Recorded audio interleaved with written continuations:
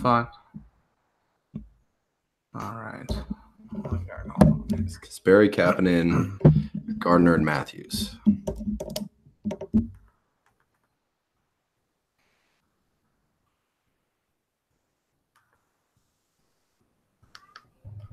I like looking smart about Kasperi Kapanen. I called that shit. Yeah, it was a good move. I got a lot about him in this one. He plays well. He plays well with Matthews. But then again, I could play well with Matthews. Give him the puck. Give that man the puck. All right.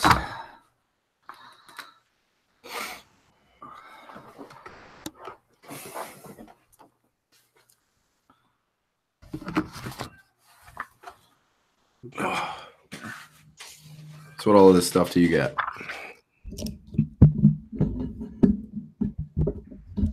I did. Where's your stuff on the injuries? Page fucking 17. Could be. All right. Page 7. Okay, I gotcha. It was just so easy to write about all that stuff that has been happening this week. You have anything about Silverberg? No? What, in the injuries? Yeah. He got hurt? Yeah, last night. During the game, he had a upper body injury, left the game questionable, and is day to day. Okay. Yeah, that'll change some stuff for me. So, but if I recall, I don't think they play till Wednesday. So, I mean, if he is truly like day to day, you know what I mean? Like, he has a couple of days to chill out. He has that going for him.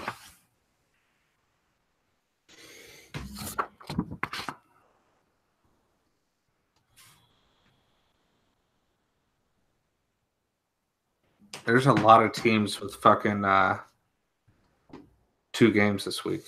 Yeah. Lots of teams. Okay, daily streamers. You got Comtois. I wrote a little bit about Comtois too.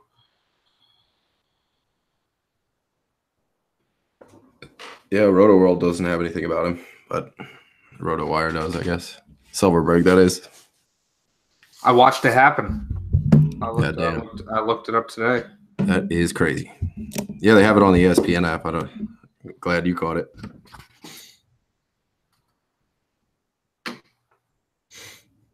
Look at your matchups real quick. How do you say this? The Lajoie. Lajoie. Lajoie. It's yeah. Lajoie. I think so. What is it? Maxime Lajoie? Yeah, there's a whole bunch of Maximes up in fucking Ottawa, obviously. Lot of Frenchies.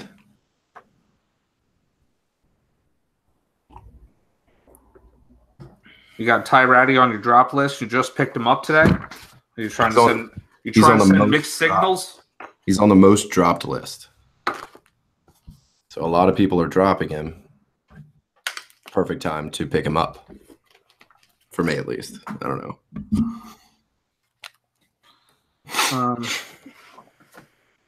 Okay, so what? Tampa Bay, Minnesota, Buffalo, all 4 games.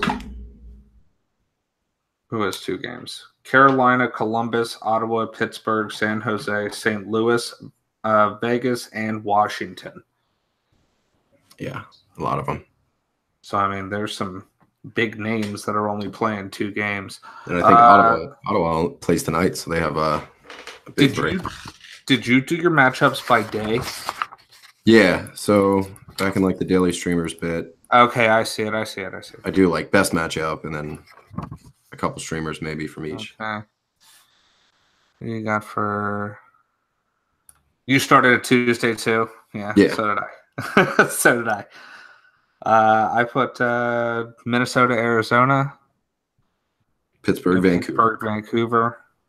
I have Charlie Coyle for my pickup, who I think I did pick up, actually. I thought maybe I'd take my own advice. Wednesday, I have Anaheim Islanders. You do as well. And Washington, New York. And I even wrote a little bit about Silverberg in here, come to think of it. Okay. Yeah, I guess I was thinking maybe Raquel might move up to that top line if Silverberg is out on Wednesday. So that could be good for everybody. Thursday, I have Pittsburgh, Toronto, just because they both score a lot of points. It would be a game. Detroit. It would be a game I would think people would want to be part of. Let's see if Anaheim updated their lines. No, Silverberg's still on it. Daily face-off. Who do you have for Friday?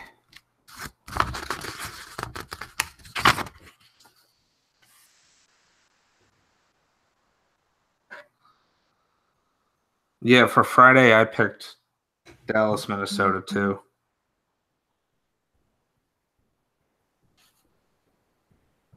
For the sole reason, what did I say? Because Minnesota has a back-to-back on Friday and Saturday, and on Saturday is Tampa. So I would think you would want Dubnyk playing against Tampa. And what? This is for Friday? Yeah, that's why I picked Minnesota, Dallas. Okay. Because I'm thinking Stalock's going to play, right? Most likely against Dallas, yeah. I would think so. So, like, I would want to pick up Dallas players. Spezza, I put down. And then I have Buffalo, Los Angeles. You have Toronto, St. Louis. I like that matchup too, actually. I mean, you're definitely going to play Jake Allen. And Allen's given up like 4 goals a game. And then what? You pick Tampa, Chicago. I went Buffalo, Anaheim. What, for Sunday? On Sunday, yeah. Okay. Well, I think what I said is there's only 3 games. And, I mean, that the Chicago and Toronto game was just, that was like 6-7 or something. I think I just went through all 3.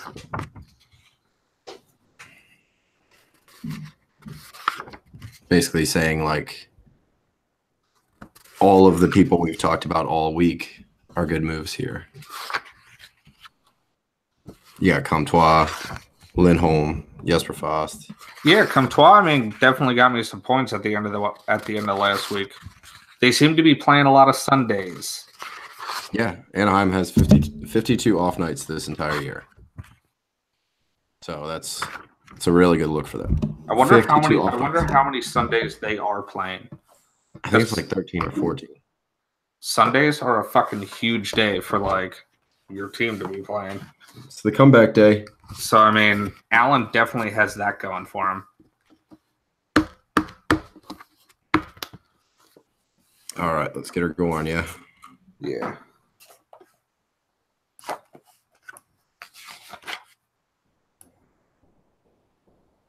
Did you write down any surprises?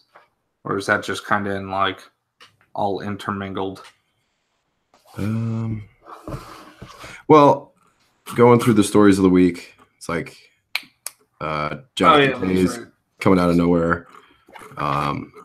Carolina being good, apparently, despite how shitty their goaltending situation is. I did write it. Well, actually, I mean, McElhaney hasn't been doing bad. I can pull up his stats. When I saw he had like a 903, but the Canes are they're like doubling. I think they have like 25 shots against per game and 42 shots for per game. So like doubling. Have you seen their power play numbers? Nah. Oh man, all right, I gotta read this to you. Let me fix my screen before we start. I gotta read you these fucking numbers. They're abysmal. It's like the worst power play I've ever fucking seen. Where are we at here?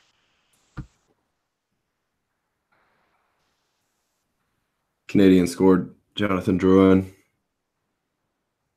Looks like unassisted.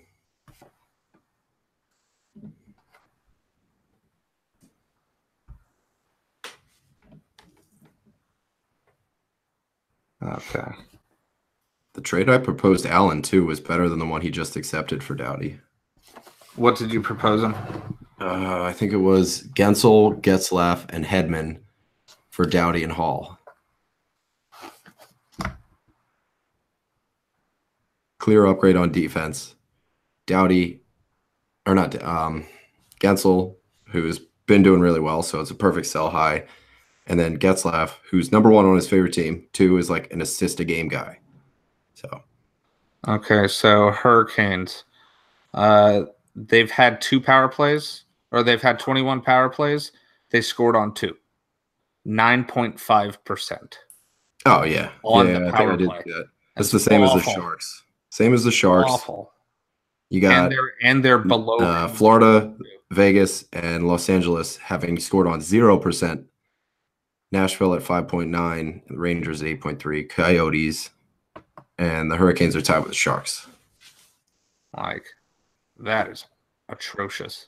But then you look at the other side of the spectrum. The Dallas Stars scored 54%. So, like, obviously all these are going to start to meet somewhere in the middle. You would think. You know who has, like, some fucking phenomenal numbers? Goddamn Devils. Goddamn fucking Devils. I'll try out a couple other. No, that one's worse. Devils are 3rd in the Metro. This one kind of sounds like NPR. This one's a little different, doesn't it? Yeah, a little bit. Yeah. Okay, so Devils have. My name is Don DiLiberto, and you're listening to Echoes on 88.5 WXPN. Yeah, it's spot on. I'm not going to use that one, though. Too much bass. How about this one? Nope. What I had first was the best. I do need to angle it a little better. Maybe right there. I think that's good. There we go. Okay, to round that out, Devils have 14 goals. They scored 14 goals, gave up 4. I think their goals for per game is pretty good. Yeah.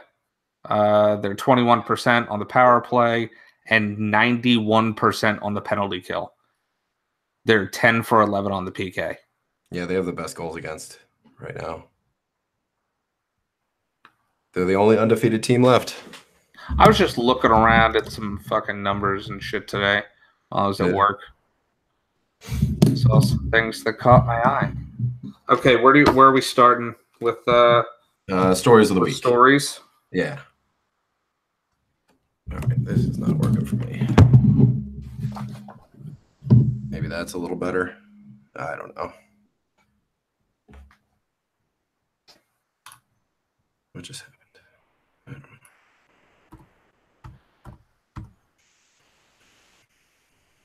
All right, ready to go. At least I would hope so. Maybe that's any better? Not really.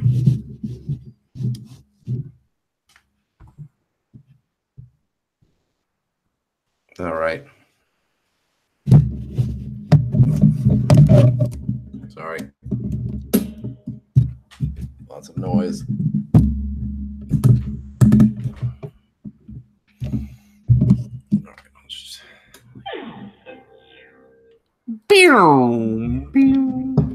I forgot I had my Bluetooth speaker on. All right, how is that? Not so bad, not so bad.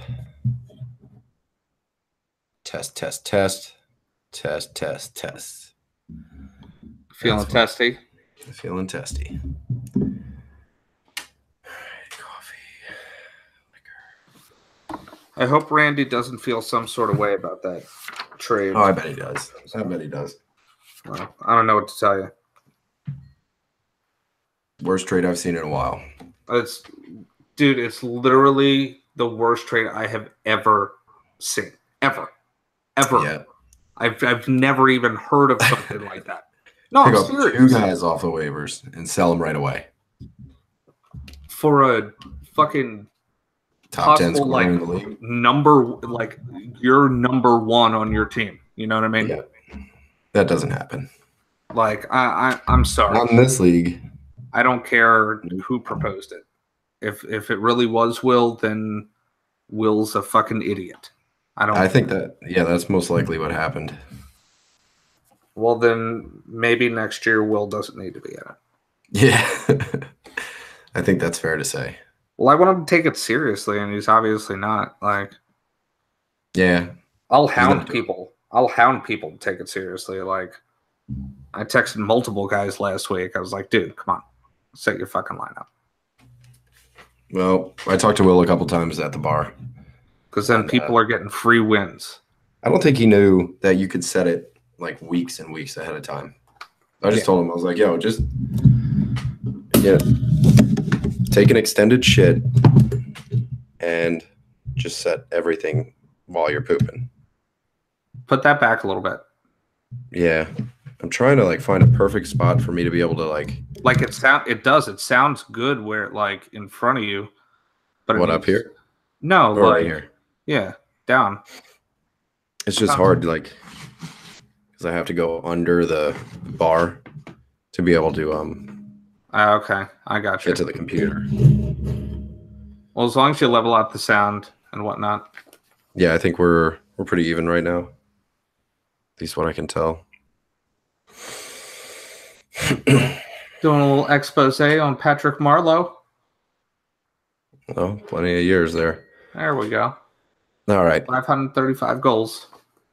Yeah, it's not his 1000th game. Thomas Plekanec. Anyway, all right, just going to dive in. Hello, everybody. Welcome to episode 41 of 5-Hole Fantasy Hockey Radio. I'm your host, TJ Branson, and I am joined once again by the lovely Zachary Vogel. Hey. So, today is Monday, October 15th. Games just started. Kings and Maple Leafs are 1-0. The Canadians are up 1-0 against the Wings, and the Stars and the Senators are scoreless right now. Matthews gets another point. Jake Gardiner gets a point. And Kasperi Kapanen gets a goal.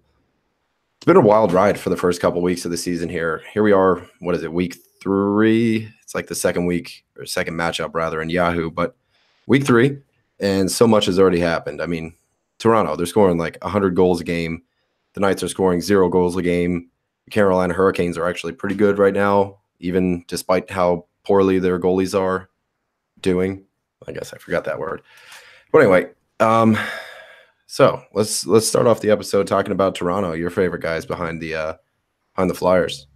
Yeah, man. I mean, they're tearing it up. It's pretty sweet. I'm pretty psyched. And what's great for Toronto is their stars are really leading the way. They're getting some extra help from some more unlikely characters, but it's the stars that are really performing. And when I say that, I mean like John Tavares, Austin Matthews, Mitch Marner. To me, it's almost like they're proving that they can run this ship without Nylander. Yeah, and that's a big storyline shadowing this one. I wrote this all before the game got started, and 46 seconds in, they score a goal. But now they're up to 30 goals in 7 games played. And I can't even call it 7 games played because they're still – the first period is not – it's like a little more than halfway over. You got guys like Morgan Riley, who has 13 points now. Austin Matthews, who has what? Like this – I think this is point number 15 for him. Yeah, he's got 10 goals and 5 assists. John Tavares, ton of points. Mitch Marner, ton of points. Like so many point per game guys that are already here. And I don't know. There's no way this can keep up. No way. Well, I mean, of course there's no way it can keep up. They're going to be good all year. Don't get me wrong. But I mean, as much as I love Austin Matthews, dude, he's shooting at a 50% pace. Yeah, that's not going to happen through the rest of the season. He's got 10 goals, 20 shots on goal. That's pretty easy. 50% that's right 50%. there. That's an easy one. I think we can handle that. He's got an easy early lead in goals. He's 20% of the way there to a 50-goal season already, which we can't count that out of the conversation anymore. He's got to be considered as a 50-goal scorer going in. And I mean, that would be awesome, but I'm not going to count my chickens, you know. But it's still going to be fun to have like a 3-person goals race for the rest of the year. You got Line in that conversation, Ovechkin obviously, and now enter Auston Matthews. And luckily, they have another 3-game week ahead of them. Jesus Christ, cut that out. So luckily, though, for the Leafs, they actually have a 3-game week when a lot of teams this week are really only going to have 2 games. So hopefully they can keep it up. They can just keep. There's only a few teams that have 4 games, but like 8 teams or something like that have only 2 games this week, and there's some major players too. So let's get into some of these players that have just been fucking going bombs away. All right, Morgan Rielly, up to the minute right now, he's got 13 points through 6 and a certain amount of minutes. Let's just call it 6 games because this game's not over yet. 13 points in 6 games, 3 goals, 10 assists. 6 of his 10 assists are from their power play, which is converting on 47% right now, which is second in the league only to Dallas.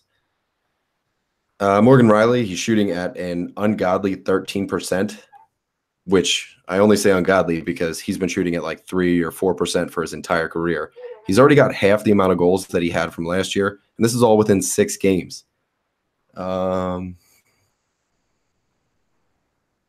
his shot rate's not that bad either. It's right around 2 and a little bit per game. Through 6 games, Rielly's almost averaging 4 shots on goal right now. What the hell? Because that was just, I wrote that and it's like 2 completely different sentences. Whatever. And then you got John Tavares. He's got 10 points through 6 games, 6 goals, 4 assists, 23 shots on goal, 3 power play points with a pair of goals and an assist on the man advantage. He's been pretty much as advertised. It's been perfect, an absolute monster way to start the season. Everybody here, he's another person with another crazy shooting percentage. I mean, it's no 50%. He's at 26%, man. It's at 26.1. Like, it's their whole team. Their shooting percentage for the whole team is at 15.3%. The entire team collectively, even your crap ass like bottom of the rung D-men that like are hardly ever taking shots and just never score or get anything. Jake Gardner, who has 1 shot. You know what I mean? Like it's just everyone. Hell, the league average for shooting percentage for a team is 9.8%. They're a full 5.5 points above them. So, I mean, as a team, they're not going to be able to keep it up. But, I mean, like we were saying, it's all of your big guys. So, next you have Mitch Marner. He has 10 points through 6 games as well. So, that puts Matthews at 15, Tavares at 10, Mitch at 10, 3 goals, 7 assists.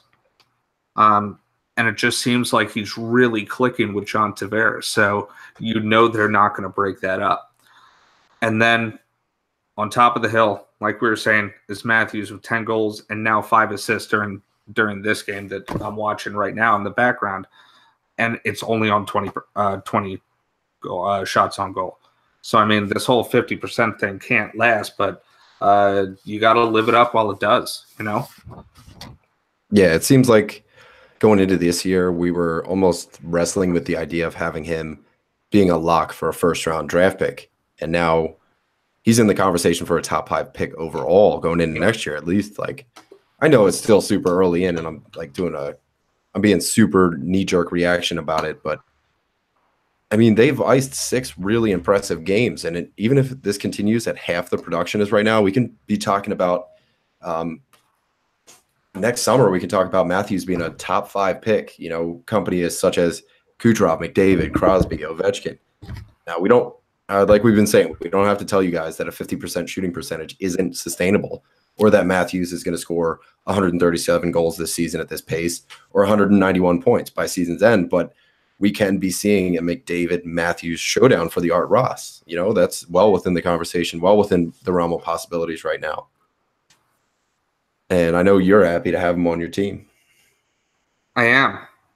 And if anybody's listened the past couple of episodes, I've been doing this whole Austin Matthews for the Art Ross. It's going to happen. Yeah. It's going to happen. I feel it. Like, the whole thing is, to me, is I love the move to get John Tavares, but it's not like Austin Matthews is playing with John Tavares. I mean, on the power play they are, and them together is just nasty, but they can split it up. He's on his own line. So, I mean, it's all these other players that are getting points because of him. Like, we brought up Kasperi Kapanen, and he's producing.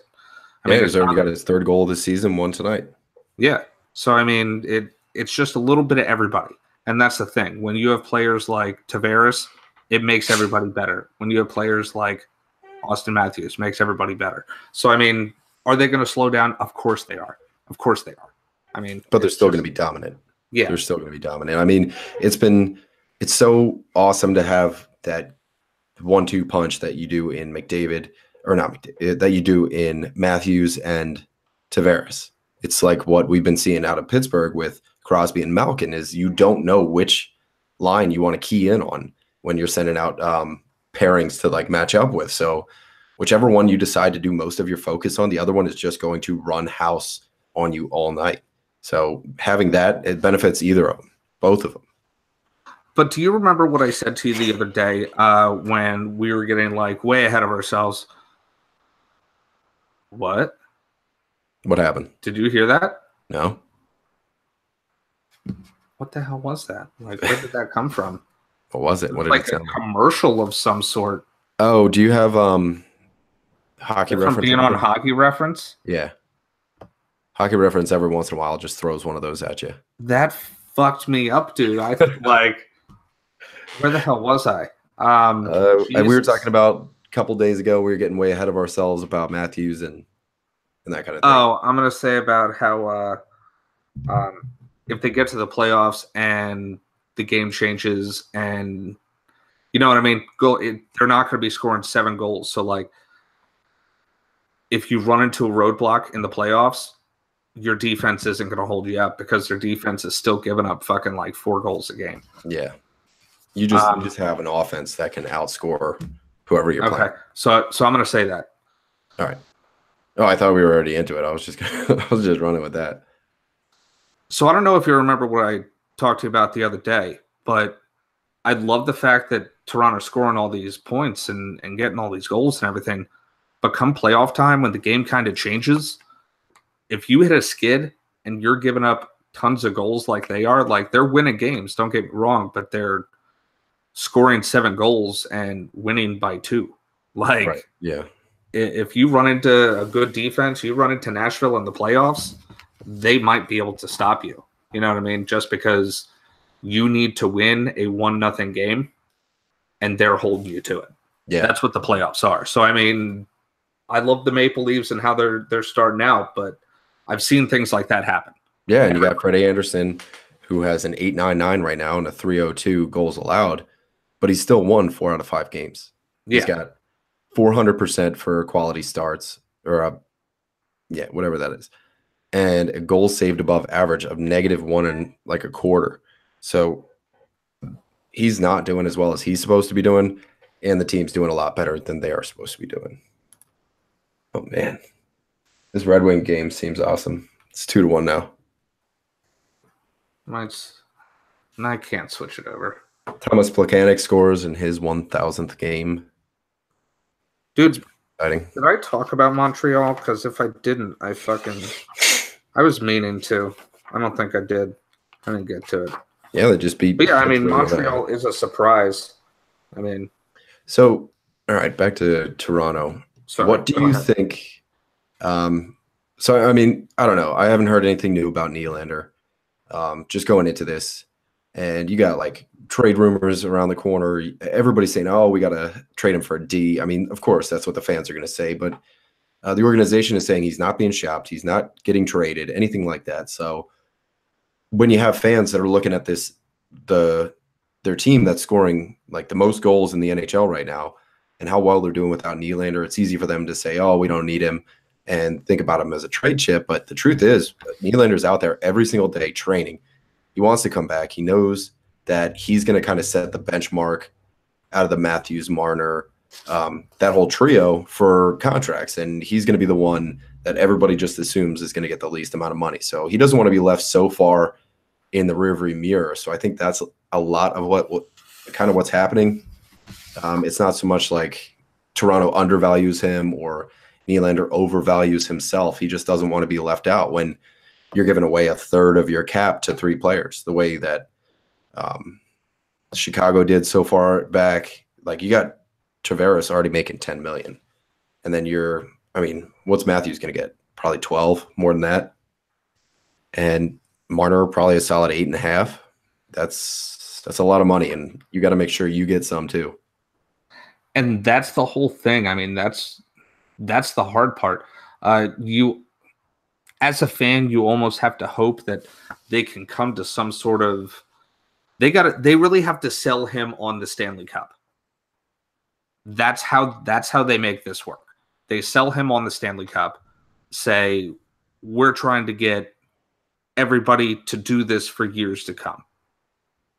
So if they can do that, they have a chance of getting him down to where they need him to be, but there's no way it's going to be at $8.5 million.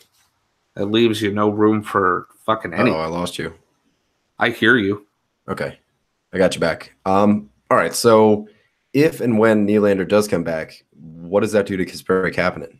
It obviously drops him down. Do you think so? I mean, what if? Yeah, I do. I mean, what do you think? I mean, that would Babcock could be like snake bitten by it. Like, oh, I don't know. There's people out there taking this the wrong way. Like, Nylander doesn't give a fuck about the Maple Leafs, that he's this selfish guy and all that kind of thing. So maybe Babcock is one of those people and, throws him on the third line, tries to get that top 9 going rather than a top 6, because you already have the chemistry that is Kapanen and Matthews and Hyman. All these guys know each other so well and know how to play with each other. That why wouldn't you try that out? I mean, that definitely would be really scary. I'll say that much. A top 9 in Toronto. Yeah. So what would you think the most likely thing would be? Do you think they just slot him right back into the top line whenever he does sign, if he signs? And what do you think that would do for Matthews? Is it going to break up the chemistry that they're having right now? Is bringing this guy back into the room after all those kinds of thoughts everybody's having and stuff like that, like, does it ruin the chemistry? My gut reaction tells me that he slots back into that top line. I think so too. It's just, I don't know. It's just my gut reaction, just how I feel.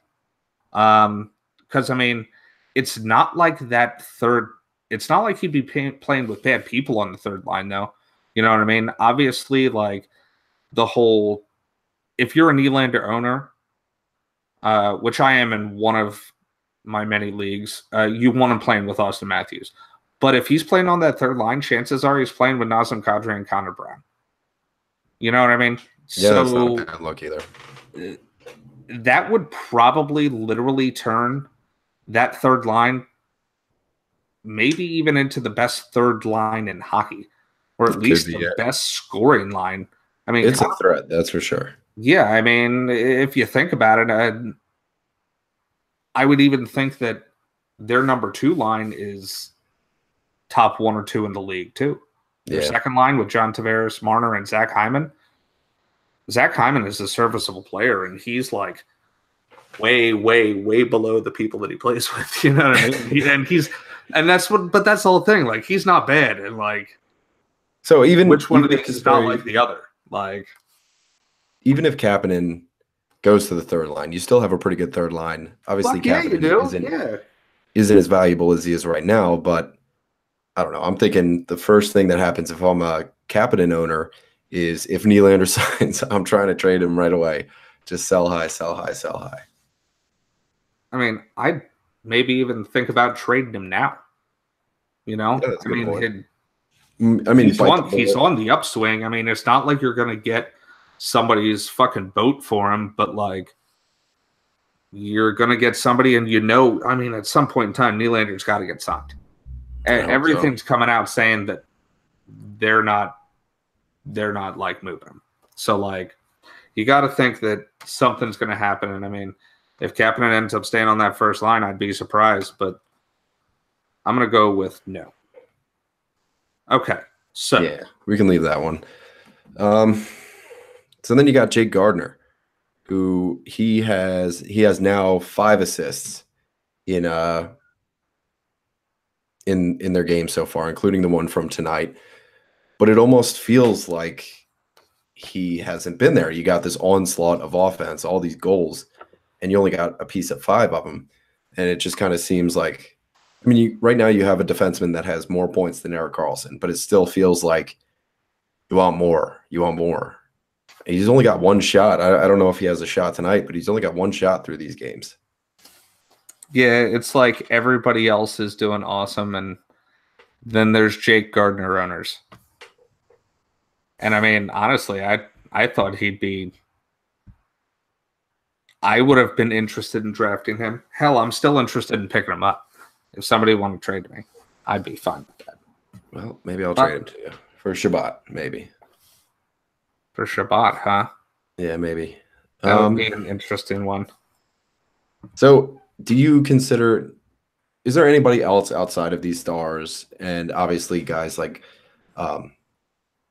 So I would count all the relevant Maple Leafs as Matthews, obviously number 1. Then you got Tavares, Marner, Morgan Riley. Then maybe Kasperi Kapanen. Do you have any interest in Nazem Kadri? Anybody else that's kind of on your radar? Don't get me wrong. I mean, Nazem Kadri is definitely like next on your list for players that you would want, but I'm not banking on someone like Nazem Kadri. I think there's probably even better people out there. Don't get me wrong. I don't dislike Nazem Kadri, but unless he's playing with someone like we talked about, his stock definitely drops, like, pretty well. So what would you think? I know going into the season, I was really high on Andreas Janssen, and he had a really good year with the Marlies last year. He had 54 points in 54 games. And then he had another 24 points in 16 playoff games with 10 goals. But right now, he's getting 4th line time, 2nd power play time. He's got 1 assist. Oh, fuck. I didn't write how many shots he's got. I got you.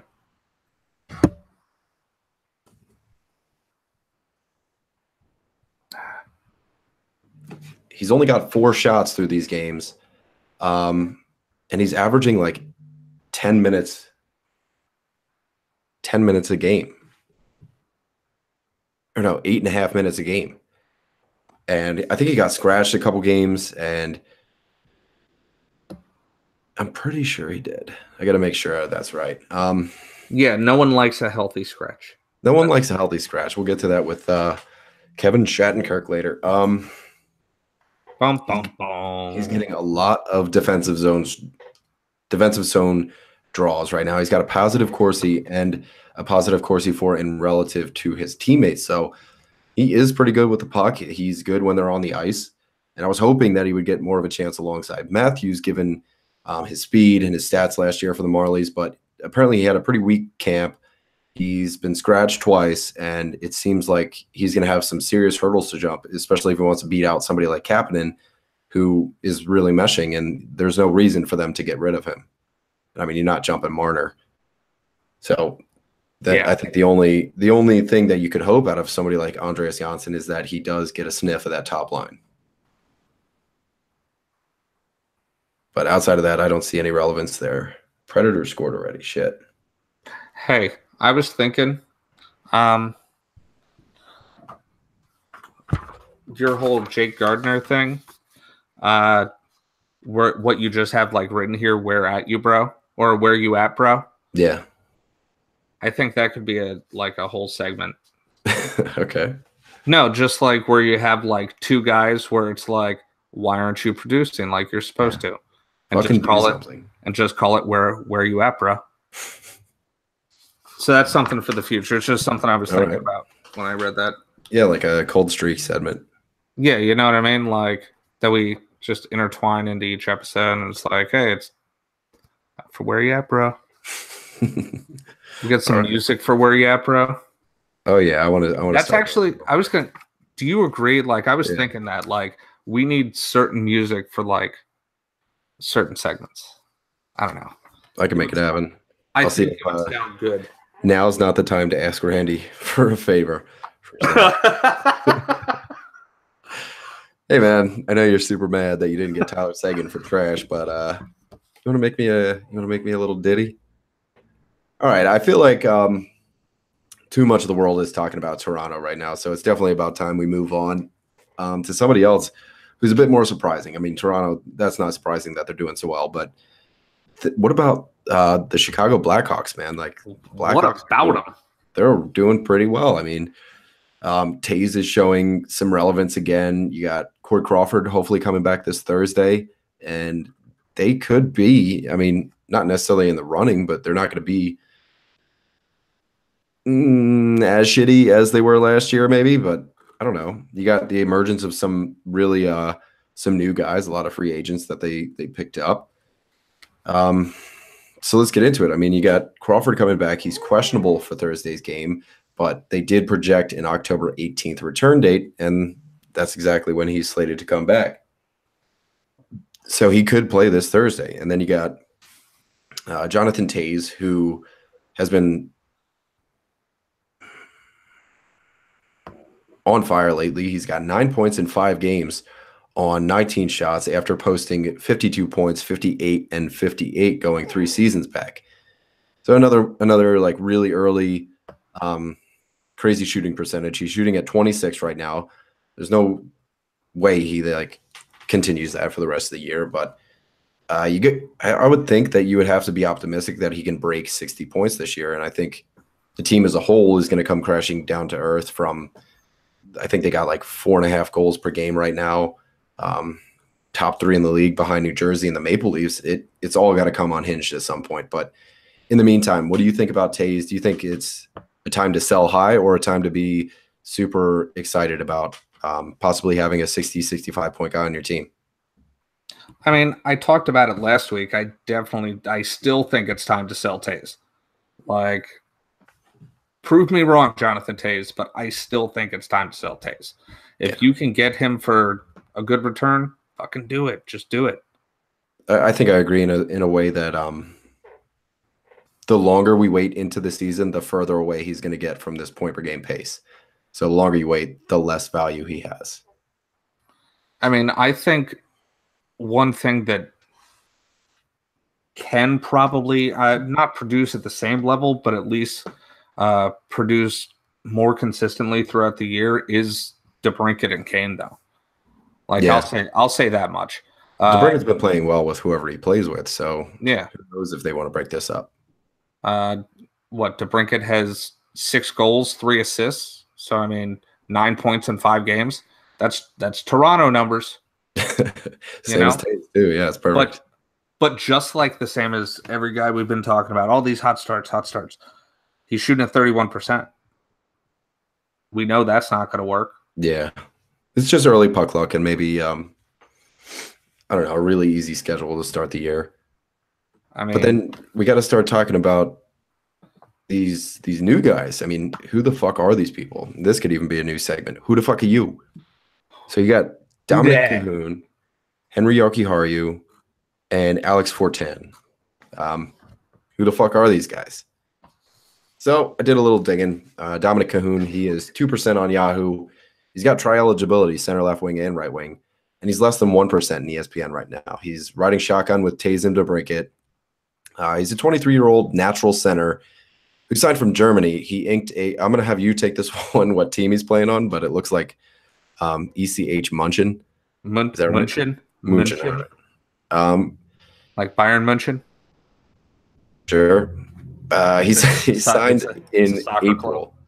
I don't know. Signed in April as an undrafted free agent from ECH Munchen last year and put up 12 goals and 41 points in 42 regular season games. And then he added 4 goals, 10 assists, and 17 postseason games. he was given a contract with the Hawks, and he made the club out of camp. So now he's got 4 points in 5 games playing with Tays and Brinksy. He's getting less than 14 minutes average time on ice, but did get a little bit of power play time from the second unit, where he only put up 1 shot. But it remains to be seen if he's going to stay on this top line. But so far, there's no reason not to keep him there. He's contributing offensively and defensively. He's got an 81% Corsi and a 3.5 Corsi relative to his team. So, again, he's doing good, and the players he's with are doing good when he's on the ice. He's got 75% offensive zone stars, and things are starting to look like they're trending in his favor to keep that spot. If not a spot on your watch list, he deserves a spot on your roster. I'm thinking I'm keeping him in mind, especially for some really lopsided matchups like the one that Chicago has on Thursday against Arizona. Were you going to say something? No, go ahead. Do you want me to take Jokiharju? Yeah, who the fuck is this guy, Jokiharju? So next up, and who the fuck is this, is Henri Jokiharju. We talked about him a little bit last week, but like the jig is up, I guess, on him because he's 24% owned in ESPN, up 22% from last week. 22% increase. 48% in Yahoo, up 3% from last week. And kind of like what we said in the episode last Monday, Yahoo was kind of ahead on this guy. You know what I mean? Which I mainly think because he's a defenseman, so he kind of gets a little bit of everything. And he happens to obviously have a hell of a pass on him. But he is the top power play D-man, and he's also pairing with Duncan Keith on even strength. So if the forwards keep producing the way they do, the way they are, then well, it's looking pretty good for him. I mean, so far he's 5 assists through 5 games, even though be aware that he only got those assists in two games. So there was 3 games where he didn't get any points. Yeah. So I mean, take it with a grain of salt. He's shooting for a young defenseman. I love that. He got 3 shots a game, and he's playing over 21 minutes. So, yeah, I mean, you got a 19-year-old kid who was, I think he was a first-round draft pick last year, is going to be really excited. All young, dumb, and full of cum. He's ready to go, man. He is a first rounder that comes out of the Portland Winterhawks system where he put up 12 goals, 59 assists for 71 points in 63 regular season games. So he's definitely more of the like those numbers to me. He's a passer, man. Yeah, those to me look like Klingberg numbers. So maybe he's like a mini Klingberg. I'm probably getting ahead of myself here, but 71 points in 63 regular season games for, I think the Portland Winterhawks are an AHL game or an AHL team. And he's got 8 points in 12 postseason games. Yeah, I mean, who doesn't love a defenseman that can pass the puck? I mean, you need it to get out of the zone. It's a huge deal. That, and by the way, I love the name, the Portland Winterhawks. I love the name. That's a sweet fucking name. Oh, we got Desi in the house. Desi. Bubba. Did you hear him? Yeah. Bubba. You want to say hi, dude? Here he comes. You can help us talk about Alex 410. Who are you? What do you got, bud? Brownies. Thank you, dude. I want a brownie. You brought me brownies. That's cool. All right, so Alex 410, another free agent signing. He has 5 shots through 2 games played. He's got under 12 minutes of time on ice. But he is, however, moving up to the second line with Patrick Kane and Nick Schmaltz. So he's going to be taking that Brendan Saad spot, or at least his spot to start the season. And it looks more and more like Saad is going to be a scratch this Thursday. So he did practice today, Brendan Saad, but he did not skate on one of the 4 lines. He was skating on like an extras line. So it does look like they're trying to spice it up, moving Saad down. So maybe Alex 410 is going to be a staple on that second line, at least for the next couple games, to try that out. That makes me a Saad panda. What is that? What? Oh, is it? So you got a bunch of new faces in the Blackhawks who could. I mean, there's two, Cahoon and Yogi Haru, that have already proved that they're relevant. But then you got a guy like Alex Fortin who should at the very least be on your radar going into the next game. He's going to be playing Thursday against Arizona. So he could make an impact, and if he does, make sure you're ahead of the curve there. Somebody that is not producing is the Vegas Golden Knights, man. Where have they been this year? Yeah, what the fuck is up, guys? What is up? Only have 2 wins out of 6 games. They're 2-4-0. They haven't even gone to overtime. That was like their thing last year. They go to overtime and then they win. Like, so they are second to last, only to the Coyotes, who, by the way, have been held scoreless in 3 out of their 4 games. So the Knights are definitely finding it hard to find the back of the puck or the back of the net. Last year, we all know it, they made the Stanley Cup, and now they start the season with 2 wins and 4 losses. They only scored 10 games in those 6 games, or 10 goals in those 6 games. So, yeah, it's easy to say that they have been struggling. Yeah, they've been struggling on things like penalty kill. That's 73%. But most of all, their power play. They're 0 for 16. That is easy math. TJ, what is that? 0 for 16? 0%, bud. 0%. That's right. 0 fucking percent. How are you going to go 0 for 16 on the power play? So, I mean, come on. What's up, bro? They have not been helping Marc-Andre Fleury at all. I mean, he's got 5 starts, and you got a bunch of frustrated Fleury owners that are not getting what they hope for and likely paid for on draft day. Right now, he's got a 2-3-0 record, over 3 goals allowed per game, and an .880 save percentage. That had to have lost you at least last week. I mean, the offense probably is on the way, maybe not to the same degree as it was last year, but the goals are coming, so don't panic just yet. Which is good news for Fleury. It's good news for the offense. People should start producing at a much more regular rate coming from these guys.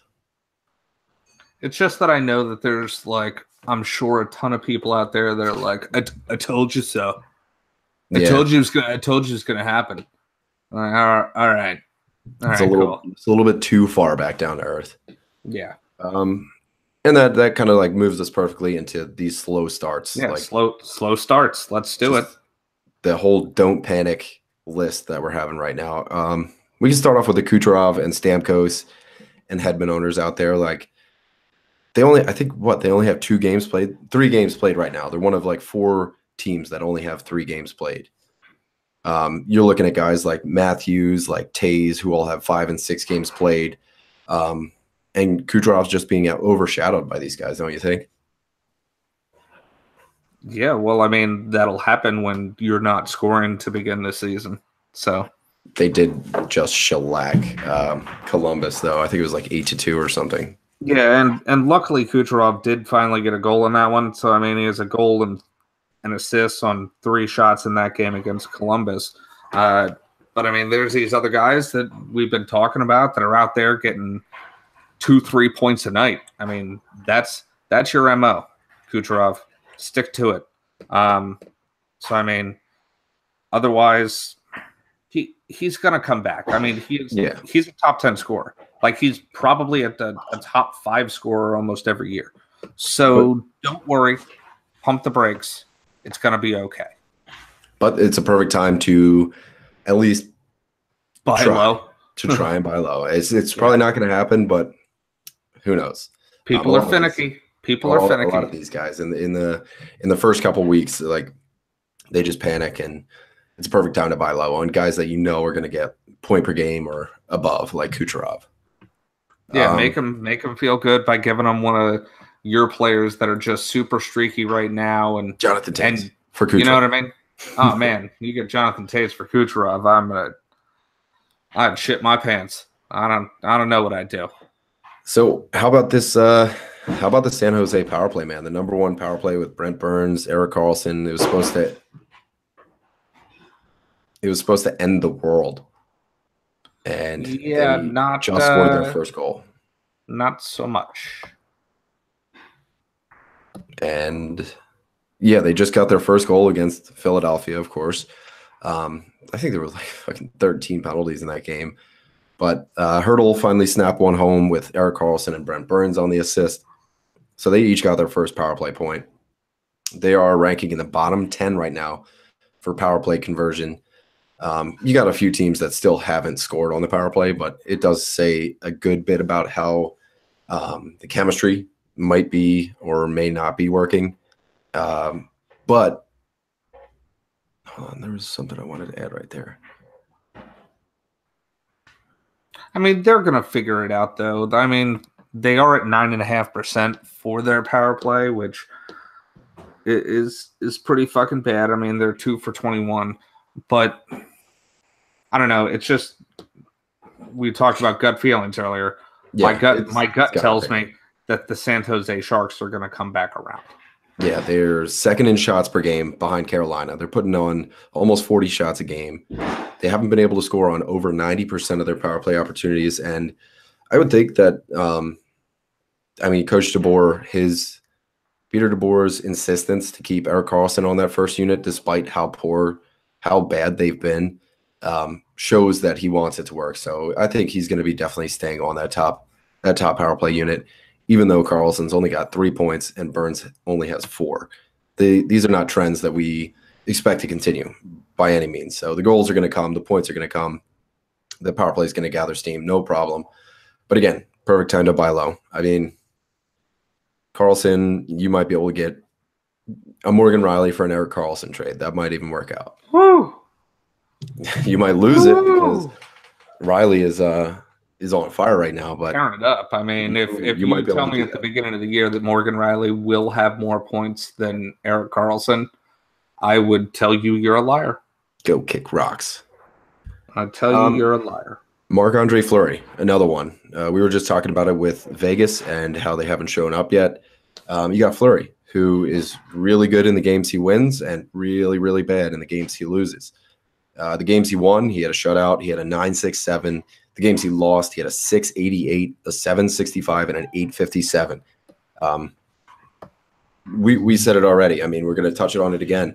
But Vegas as a whole has had a slow start. And he has looked really sharp, especially in the game against Philly, especially on that breakaway against Giroux. He kind of stood on his head the entire game. But I don't know. Another time for you to try and buy low. I'm going to take a piss. Do you want to take Crosby? Yeah.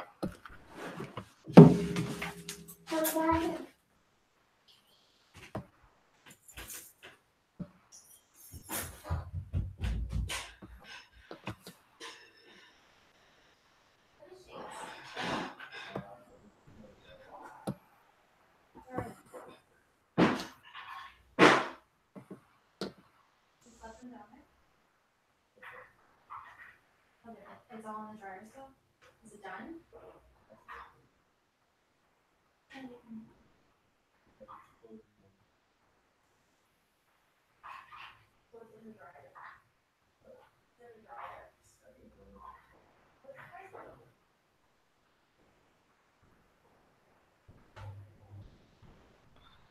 So talking about the slow starts, we'll go over to Pittsburgh, where we always just expect everybody on Pittsburgh to be fucking awesome, like all the time. And, well, mostly, if you're expecting that, you're not disappointed. But Crosby isn't exactly having the kind of season that you would have expected. Usually, most likely, he was your keeper. If you have keepers, he's a first-round pick, no doubt about it. But I'm sorry, Desi's okay. Through the first 4 games, he has 0 goals, 4 assists. I mean, at least he has those 4 assists. They had a couple of big games where he definitely got some points, but he hasn't been the Sidney Crosby this year that we're used to seeing. I don't know what you did cover or what you didn't cover. Yeah, give me a second.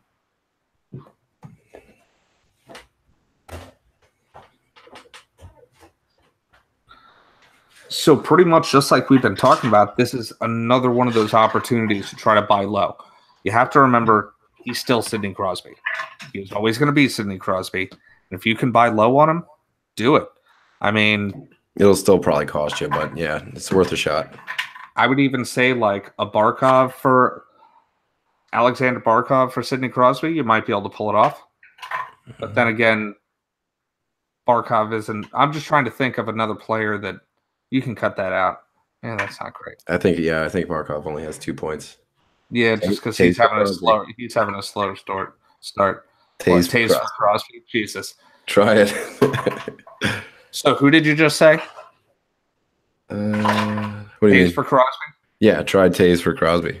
You want to try to trade Jonathan Taze for like the top 5? If you could pull it off, people, do it. Give it a If you shot. can pull it off, then do it.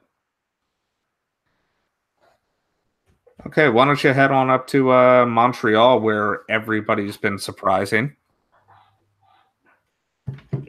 Johnny Drouin, he was scoreless through his first 3 games. He finally hit the score sheet with a power play assist against the Pens in his last game, and he scored a goal tonight. So that means he's got at the very least 7 shots through 5 games.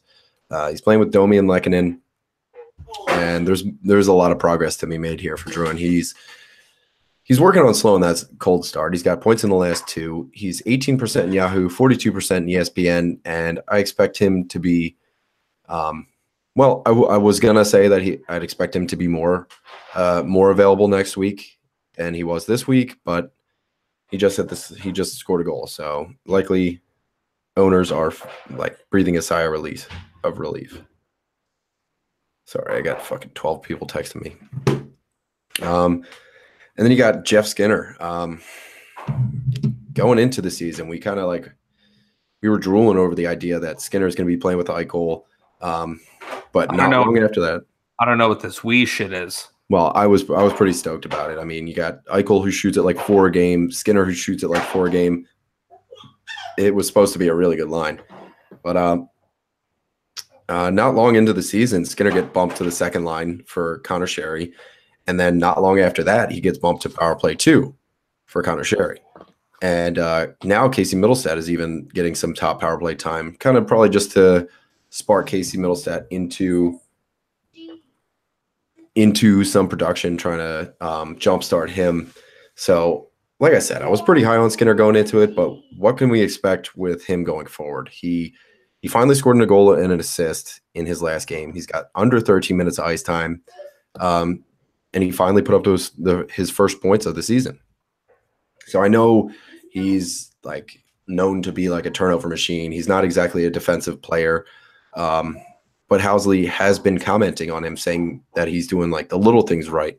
So the problem here is that not that Skinner's bad. It's just that Sherry's been so good, and they've meshed with Eichel. They're putting up good offensive numbers together. So there's no reason to change it. So why wouldn't you just keep Skinner? Like don't fix it if it's not broken. A perfect example of that. How high do you value Sherry right now? Would you consider trying to buy low on Skinner, or are you trying to sell Skinner? What are your feelings on Jeff Skinner? I mean, I've never really been a huge proponent of Jeff Skinner. I thought his big season 2 years back was against the rule instead of the rule. I like Connor Sherry. I don't think they're going to move Connor Sherry off that spot. He's just a hardworking player, and that's what they need on that top line. I just think in general he just skates harder than Jeff Skinner. Jeff Skinner is just shooting the puck as soon as he gets in. He is. Yeah. I see him do it a ton of times. I see him do it all the time. So, I mean, he's getting shots on goal, but, like, it's honestly, there is such a thing as empty shots.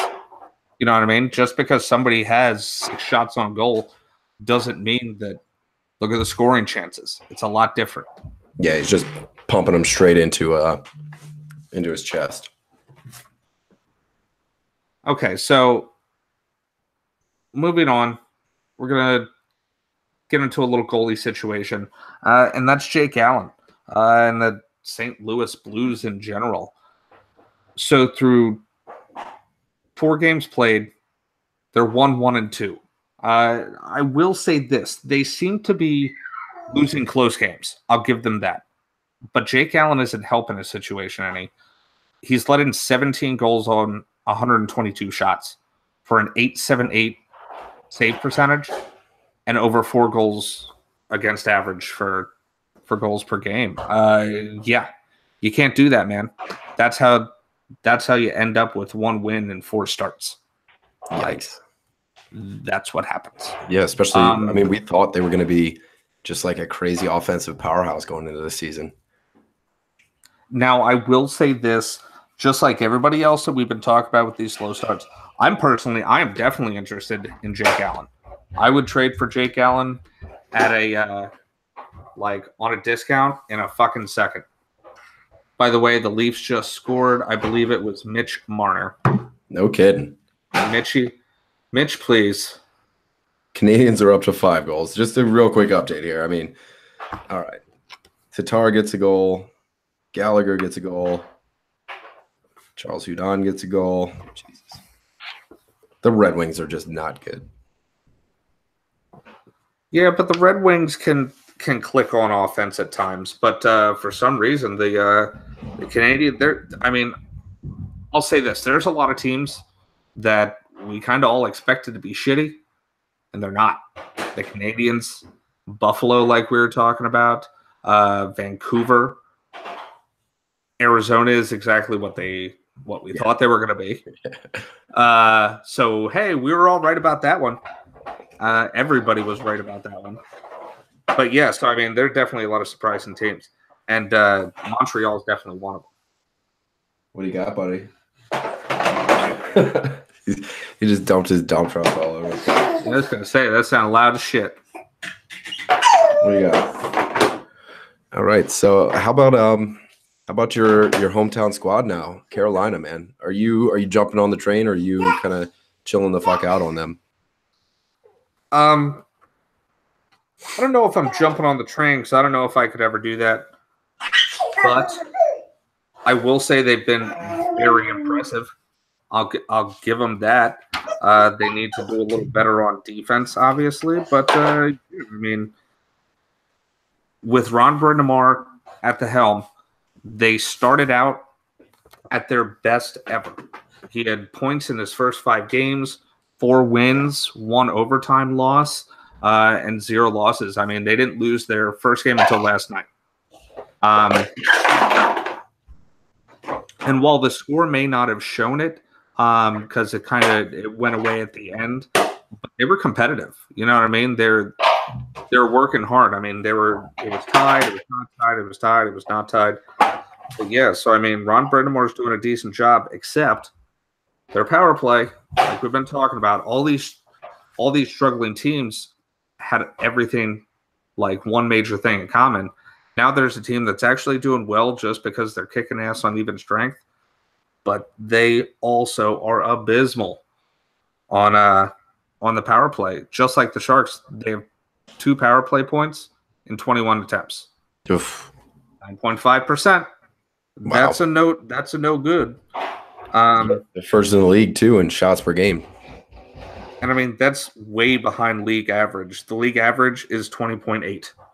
So almost 20%, almost 21% is the league average for power plays. They have scored second most goals second only to Toronto, obviously. So I mean, in all honesty, if they pull that power play together, they could do something real. But Scott Darling's been hurt. I mean, what happens when Scott Darling comes back?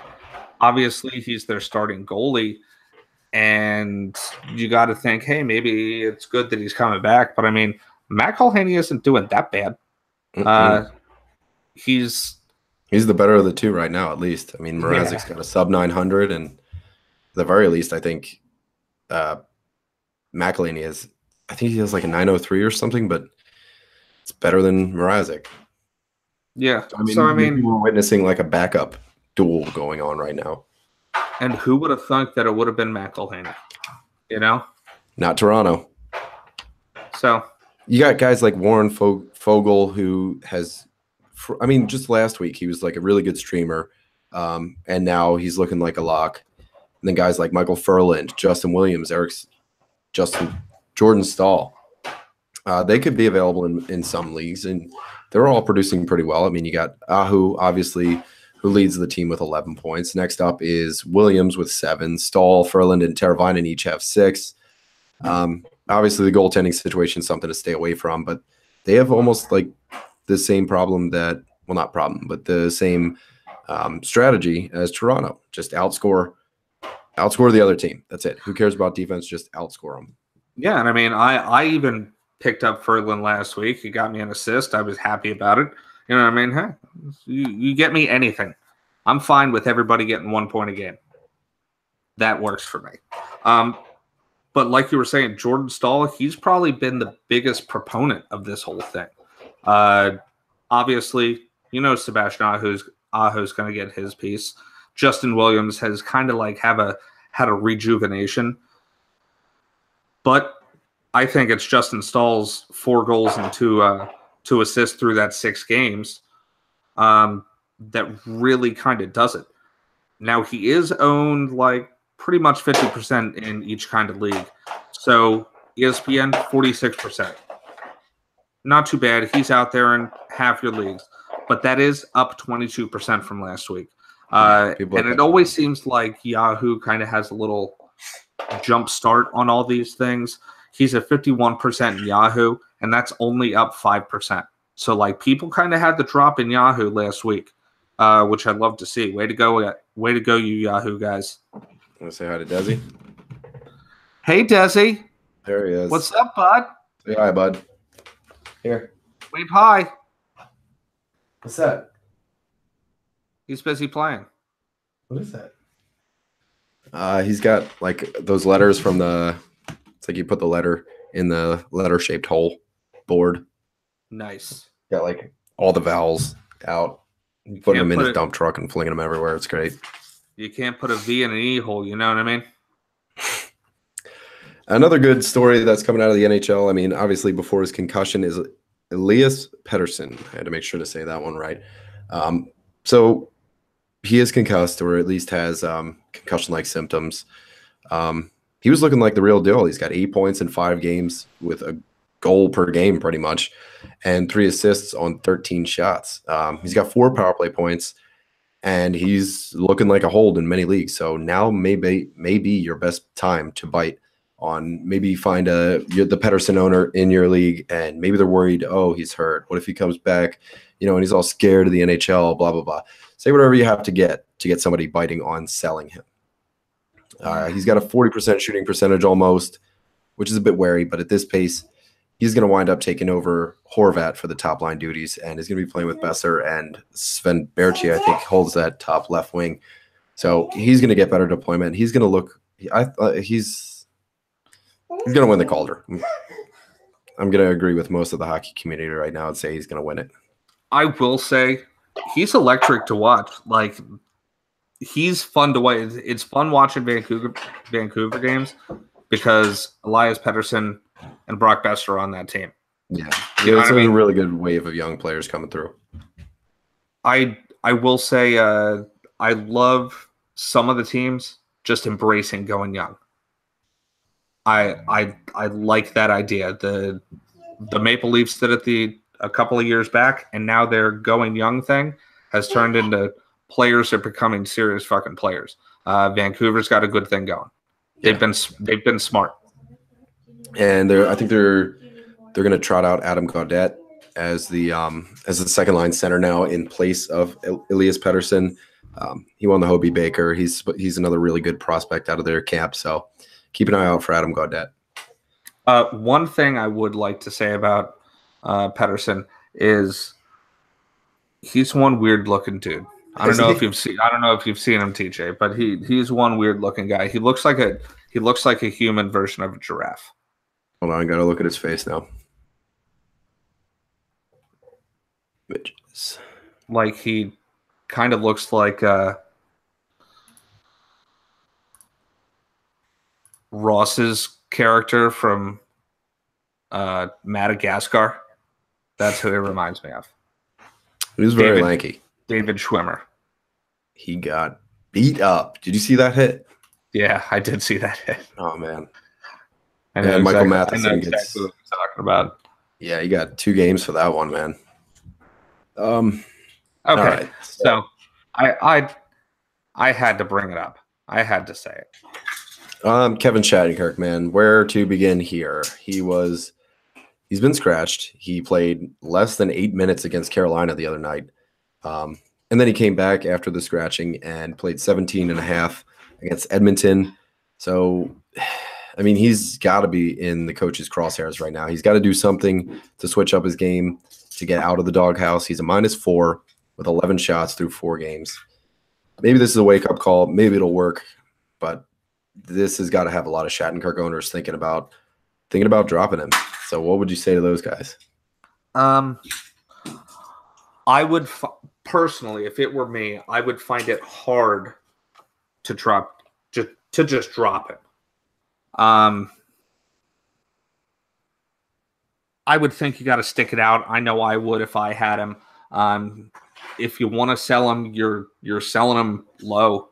You know what I mean? You're not helping yourself out.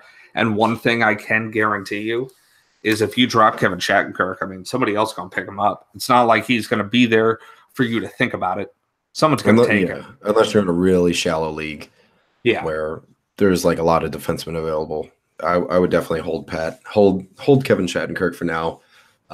It's still worrisome, but we'll see. He's still got that top power play time. You mean those really shallow leagues, like the ones where you look on ESPN and it's like John Tavares is 99.7% owned. Yeah. What is that 0.3%? 2-team leagues. Do you have 4 people in your league? And even if you did have 4 people, John Tavares, I would want John Tavares. Yeah. Like, what fucking world, unless your categories are like something so off the wall. You know what I mean? Yeah. So, I don't know. I find that odd. As far as Kevin Shattenkirk goes, I would say hold off. Just take a deep breath. Hold off. Don't drop him. If you must get rid of him, you got to sell him. But remember, you're not going to get what you were expecting when you drafted Kevin Shattenkirk in return. So it's a real blow. It's a real low blow for the. If he's only going to be playing 17 minutes a game, I mean, in the future, then yeah, I mean, at some point in time, you really got to take a serious look at the situation. All right, let's get into some of these injuries that are real quick. Do you want to have a cigarette? I'd love a cigarette. Sure. Okay, I want to take a quick break. Then we can dip into injuries. Let's try to go pretty quick through the injuries. All right. Yeah. Okay. We're already about halfway through the outline then. Yep. I'll be back. Choo-choos. Who's that? Where?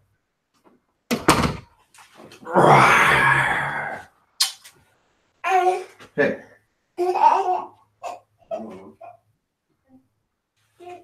Special guest on today's episode.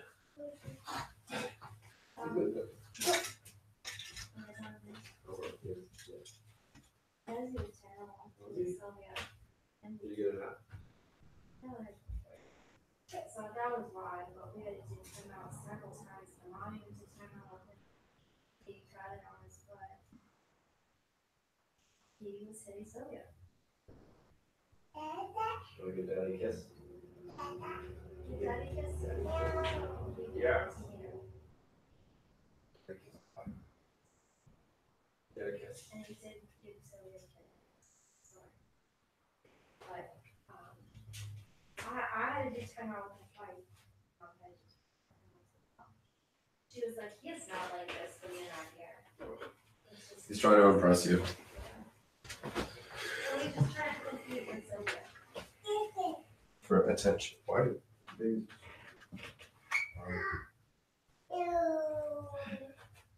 Where's all these stuff? I don't know if you guys want to watch TV.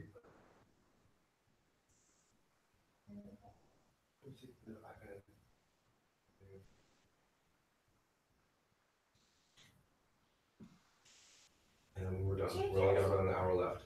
I'll take him out here and you can go to sleep. An hour? Yeah. You can just go to your bed. Go get the sheets.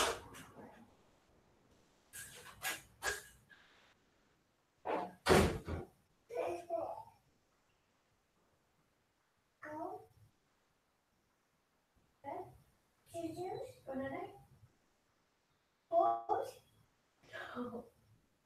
Ball's right there. No. But. They're not going outside. Oh, go. Nighttime. It's dark outside. Under the bed. Oh.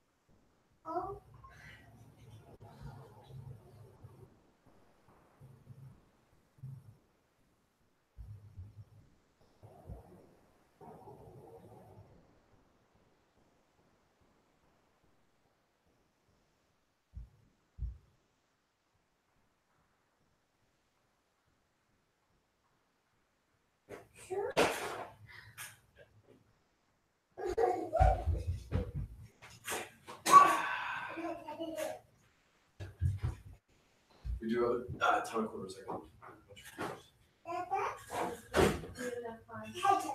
Yeah. Do you like these pots? Yeah, they're good. Or you're drinking no different than you just. Price was right. You ready?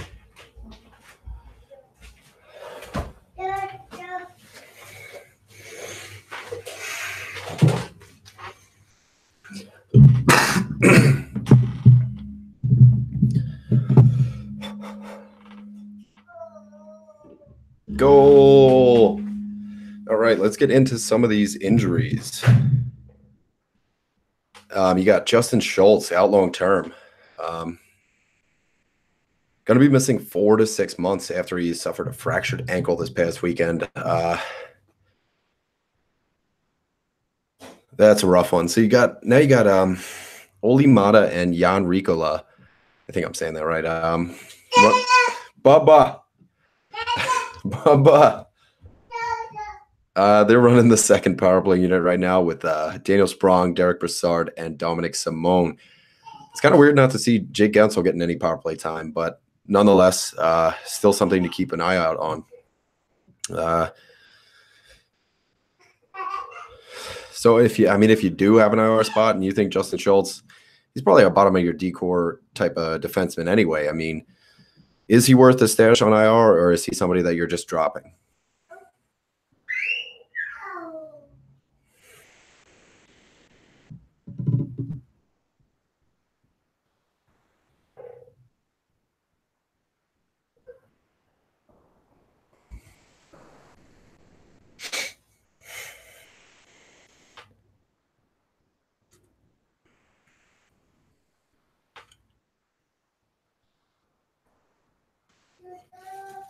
Baba.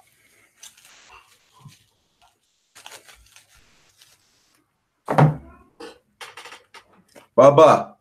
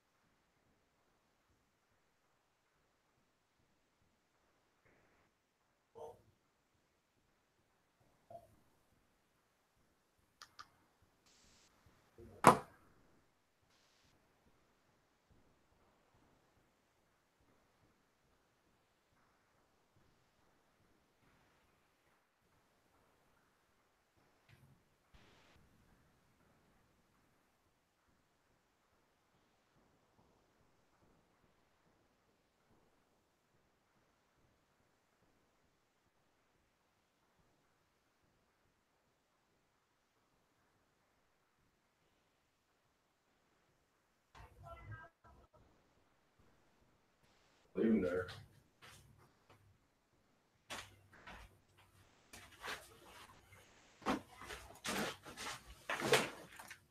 Yo.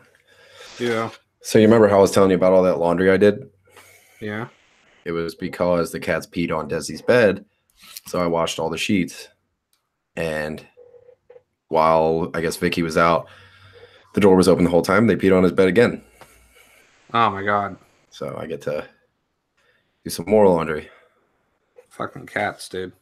All right. So I took Justin Schultz while you were out. Where I left off basically was saying that he's out 4 to 6 months. And is this a guy that you keep on your IR, or is this somebody that you are thinking about dropping? Justin Schultz, I'm keeping your Justin Schultz. You're keeping Justin Schultz. You don't consider him like a bottom of your roster kind of D-man? He's probably on the bottom of my roster, but I mean, decent D-men are hard to come by. It's not the easiest thing. So for the time being, I mean, I would say keep him.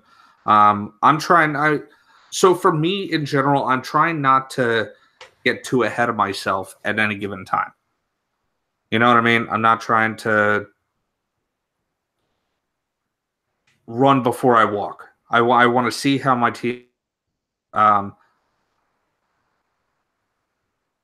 usually have my two spots that I like to rotate through, and I think I'd be able to find a spot for Justin Schultz personally. So say you didn't have an IR spot, are you dropping him? Yeah. Yeah, 4 to 6 months. That's February at the earliest. So I mean, especially if you're in Yahoo and you have IR plus. Yeah. Stick 2 people in there. At least I have Nylander just chilling in the IR plus. Yeah, that's a nice little feature.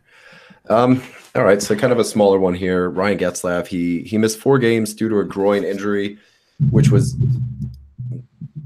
isn't expected to be serious. He was placed on retroactive IR today. This is going back to October 6th. So his first game could be as soon as Wednesday against the Islanders. In the meantime, you got Henrique filling the top line, which is going to be short-lived because as soon as Getzlaf gets back, Henrique loses that spot. Yeah, and I mean, the Ducks are hurt in general. I mean, it's not just Getzlaf.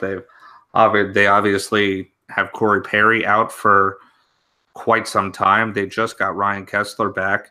And I mean, Jakob Silverberg just got hurt last night with an upper body injury, left questionable and did not come back. So, like you said, I mean, you're kind of looking towards Wednesday. At least they have a couple of days off. They can get their feet underneath them. Yeah, hopefully Getzlaf can finish resting up what he needs to do and get better. And only time will tell with Silverberg if he'll be staying in or not. But I mean, in the meantime, you have guys like Sam Steele who got a look on the top line. Troy Terry's getting bounced around right now. Raquel moved down to the second line with Kessler at the moment. Max Comtois seems to be pretty safe on that top line. So maybe you can safely assume that when Getzlaf gets back, Troy Terry gets moved back up to that top line, and Ricard Raquel can move over to the left side, maybe bumping Maxime Comtois down. So a lot of this is hanging on. Like, these lines in Anaheim are so fluid just because of how much they're dealing with injuries this early in the season. Yeah, I mean, it definitely sucks that that's how they're starting out. But I mean, still, even at that, it's not like they're doing horrible. You know what I mean? They're plugging away. They're in there. They're still winning some games. So I mean, it's not like they're losing it. So I wouldn't worry. I wouldn't worry yet. I mean, you still have John Gibson, so it could definitely be worse. You know what I mean? He's looking really good too. They're at the top of the Pacific, so I mean, let's wait. Hopefully, they'll get better and they'll hold that start because 4-1 is pretty fucking decent. So, Yeah. well, 4-1-1. Sorry. All right, so another big one that just came out. Well, not just came out. He was placed on IR. Paul Stastny was placed on IR. And he was dealing with a lower body injury that has kept him out of the past 3 games so far. Stastny's got no points through 3 games, but he does have 10 shots on goal. So he does have kind of a slow start going for him. He was expected to be this playmaker who was going to mesh really well with Pacioretty, who's a natural goal scorer. But then today, news came out that the injury is going to keep him out a lot longer than originally expected. They originally expected it to not be that bad, but it could be more than 2 months that it keeps him out. So if you do have an IR spot, it is worth stashing Stastny in your IR spot. But in leagues without an IR spot, maybe now's the time to drop him. I can't see burning a roster spot for 2+ months. But in the interim, what's up? No, go ahead. No, I'm going to move on to something different. So if you got something for that. And for those of you that do have Paul Stastny and you're trying to fill that spot, I mean, possibly look towards Thomas Nosek, who's going to be taking that second right wing spot, and he'll be playing with the Erik Haula and Max Pacioretty line. So, I mean, that's just a little tidbit. That's most likely who's going to be continuing to slot into that second spot. So, yeah. I mean, Haula, he's only got 1 game on 14 shots through 6 games. Or 1 goal on 14 shots through 6 games this year. So he has seen a bit of a dip in time on ice. He was averaging over 17.5 minutes, but he has not broken 17 in his last 3 games. So, I mean, there is a replacement, but, I mean, even Paul Stastny wasn't doing as hot as he should have been. So, tit for tat there. Freddie Anderson, he is missing the game tonight with Garrett Sparks in goal. In place of him, he's day-to-day with a knee injury, and they say he should be good to go for the next game. Eamon McAdam got called up as the emergency backup tonight, but that might be the only time we hear about him this year. You think it's Eamon McAdam? Maybe. Like Maester Eamon? Is that how you spell it?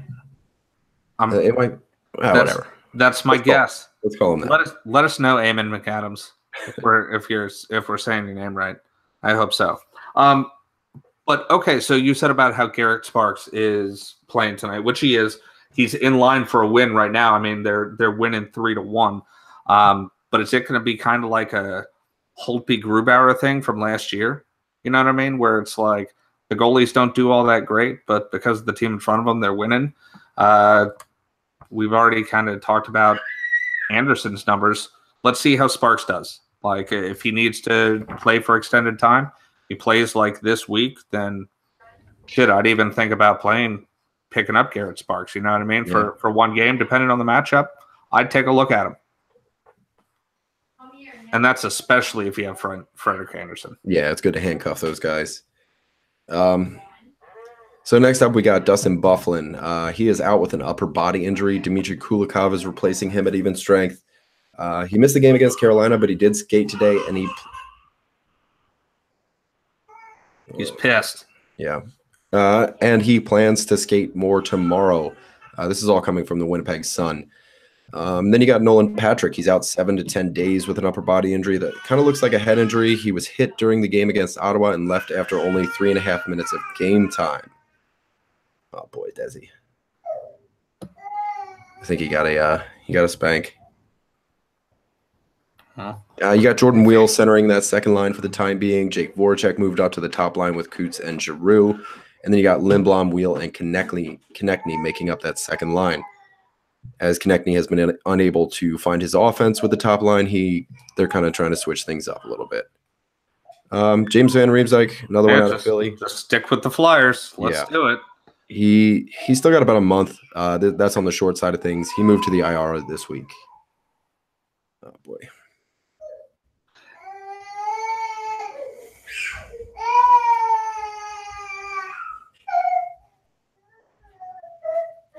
Do you want to wait a minute? Yeah.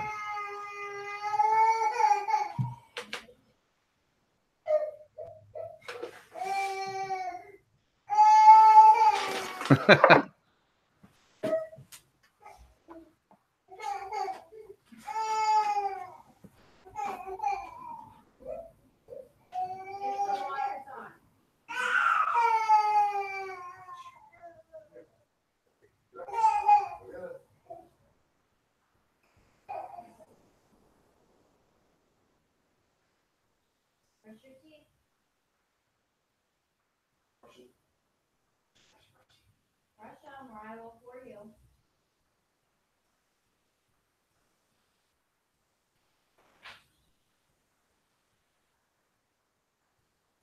that's for you. Daddy. That's for you. Yeah.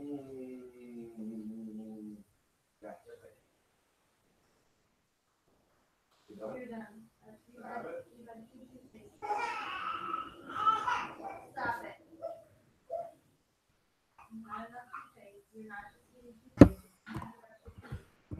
Don't brush your teeth. Mommy will brush them for you. You're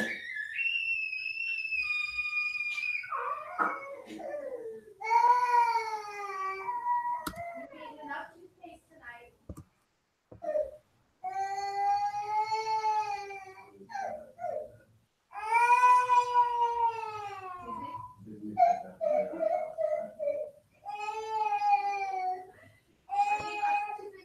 Like, and he's just looking you up. Like, no.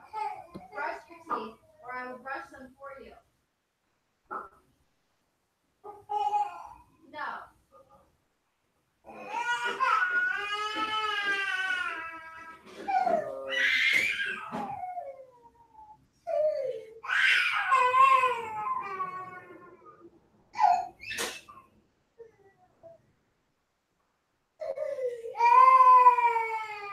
You show me.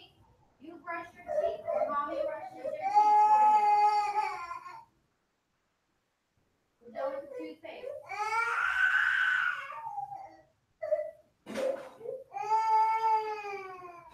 You done?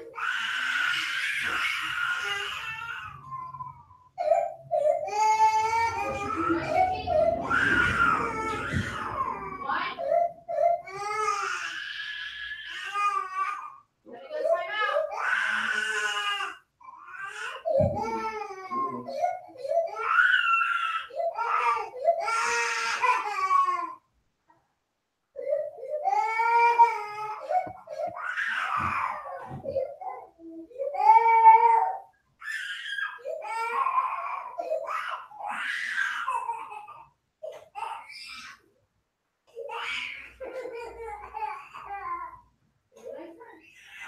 I said, brush your teeth, or mommy brushes them for you.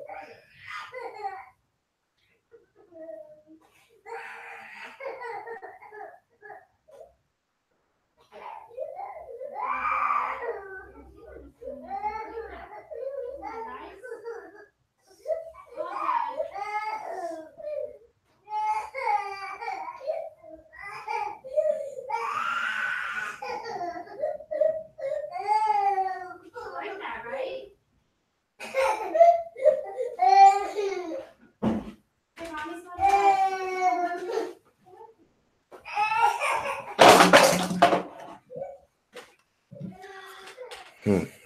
How about that?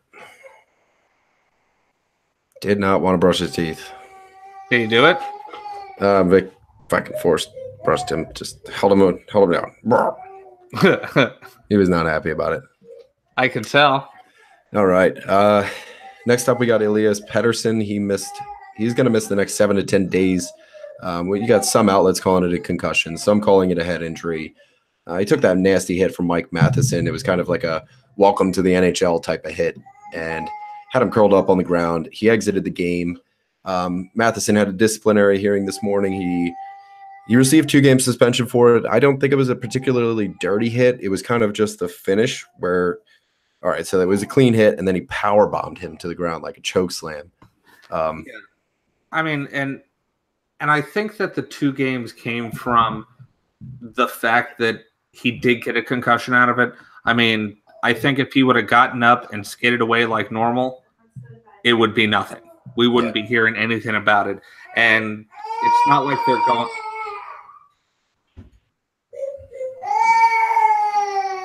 I'll get all that, babe.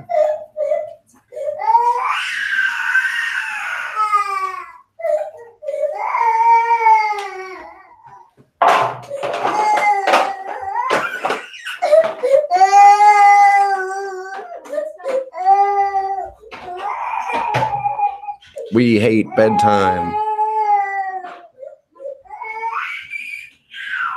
Mommy's gonna sleep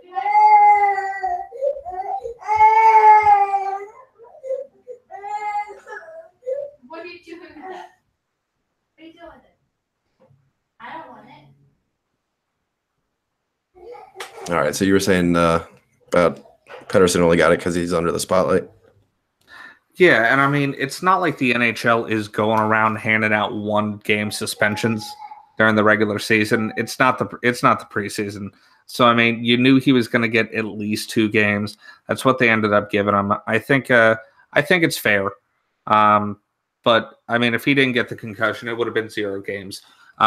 However, his head did hit the ice. So I mean, that's why it happened. Yeah. It was just I believe it was unsportsmanlike conduct and interference, I think. Yeah, I think that's what they decided on. So, but yeah. So I mean, 2 games for Matheson, but 7 to 10 days with Elias Pettersson. So I mean, you're going to be out with him. He's not going to be around for a week. So it's a good time for Adam Gaudette to prove it. Jaden Schwartz, the team believes that it's either a foot or a leg injury.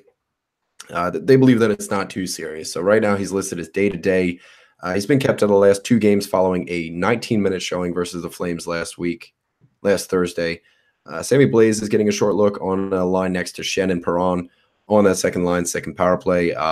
Second power play still featuring Alex Pietrangelo right now, but rather than Vince Dunn, it is Colton Periaco who's getting the flavor of the week treatment on power play 1. So a little bump to you there. Periaco getting that number 1 power play exposure, and Vince honestly, Dunn getting none. I mean, I don't know what you've seen of St. Louis games, but I mean, Blais is fun to watch. I mean, he's a quick kid. He's got decent hands on him. So I mean, I actually like Blais a lot. Good to see him up there then. And he's got a really cool name. So I mean, that doesn't hurt your chances as far as I'm concerned. Not getting drafted. I mean, you can make a couple cool names out of it. So next up, we got another one of my players. We're going to go with Jonathan Quick. He is expected to skate today, and he's going to be facing shots tomorrow. We're hoping that he's going to be back later this week. Well, at least I am. I'm hoping he's going to be back later this week. But until then, stick with Jack Campbell. He's your go-to goalie in Los Angeles as of now. I haven't checked if the Zingle is playing in this game. I think he is not.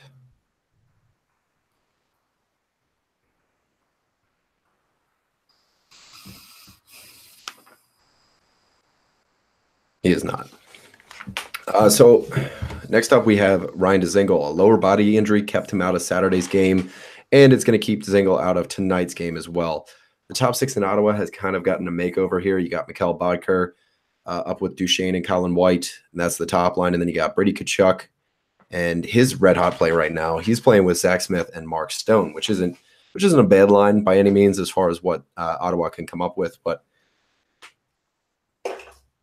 for right now, I mean, top 6, it's a good look. Colin White's even getting power play 1 time in the interim. Now let's get into some happier stuff, man. Let's talk about some people that have come back. So, as we kind of touched on a little bit earlier, let's go right back to the Ducks. So you got Ryan Kessler, he's back, and now through 3 games, he has an assist. He's putting 2 shots per game on net. He has a couple of PIMs, and I mean, that's where he's going to help you out. He's not that point per game player that everybody's looking for, but he is playing with Raquel, with Getzlav being out. So maybe in these next couple of games, especially while Anaheim has a decent number of games. I mean, they're one of the teams with. What's that? They do have 4 games this week. Yeah, I mean, they're one of the teams with a decent amount of games. So Ryan Kessler might be a good pickup, especially in category leagues. I mean, I'd be looking for him in Yahoo like 100%. So yeah, at least he's back, but we'll see how that goes. In points, I know you picked him up. Yeah, and I got him he got a goal in his first game back, and like you said, he got an assist. He hasn't let me down so far, so it's better than whoever I dropped to get him. Matt Murray. This one was it was kind of quick. It all kind of happened. I mean, everybody heard about how he was hurt, and then before you know it, he's backing up Casey DeSmith on Saturday when they played the Montreal Canadiens, I believe. So they do have a couple of days in between. I think they play. They don't play till Wednesday. So Sunday, Monday, Tuesday. Yeah, I think they don't play till Wednesday. Murray's got a couple days to get over it. Looks like the injury scare was a bit overstated, but it is worth saying that this is his third concussion now in his 4 years in the NHL. So it's getting up there, and we hope that this doesn't continue, or doesn't, like, at the very least create a pattern. And then our newest favorite player in the world, Denny Cholo. Yeah, man, let's do it. Denny Cholo. He back. So after an impressive first 3 games, he missed the next 3, but he is slated to return tonight. That game's only at 1-1. They're in the second intermission right now. Oh, it is 6-1, bud. Why is ESPN must be behind. Why is my phone not up to date? Well, shit. Did he get a point? Who, Cholo? No. It was Andreas Athanasiou, Tyler Bertuzzi, and Francis Ronick. And then, you got 6 Canadian goals. Druin got a pair, Plekanec got 1, Tatar got 1, and Gallagher got 1. Oh, and Charles Hudon. I pressed on the wrong name. Like the wrong game. Well, look at that. Well, at least I picked up Tyler Bertuzzi today, and he's on the 1 goal that that Detroit got. It's better than nothing. I'm getting my ass kicked, by the way. Are you ready? Oh, my God. Chucky has 24 points. Oh, he's got Brendan Gallagher, and yeah, he's got a lot of Montreal going. Okay, well, it is what it is, Okay, so next up we got Andrew Ladd. He returned and he scored a goal in his first game back. Midway through the game, Ladd and I can never say this guy's name. Beauvillier. They switched spots, and Ladd was skating on the top line with Barzal and Bailey, while Beauvillier played the next few with Filppula and Komarov. Yeah, that's not exactly the best of line mates. Getting tongue-tied, man. Tongue-tied. The Islanders will do that to you. Ugh. Jesus. So, all right, I'm just going to blow through this one here. We got all these line changes. There's tons of line changes, but I want to tell you guys about the ones that are the most impactful to your fantasy lineups, and maybe some streamer suggestions throughout the week. Tampa, as previously stated, Kucherov is now playing with Palat and Johnson. So the first line is right now. It's surprising to see that Stamkos moved over to the wing.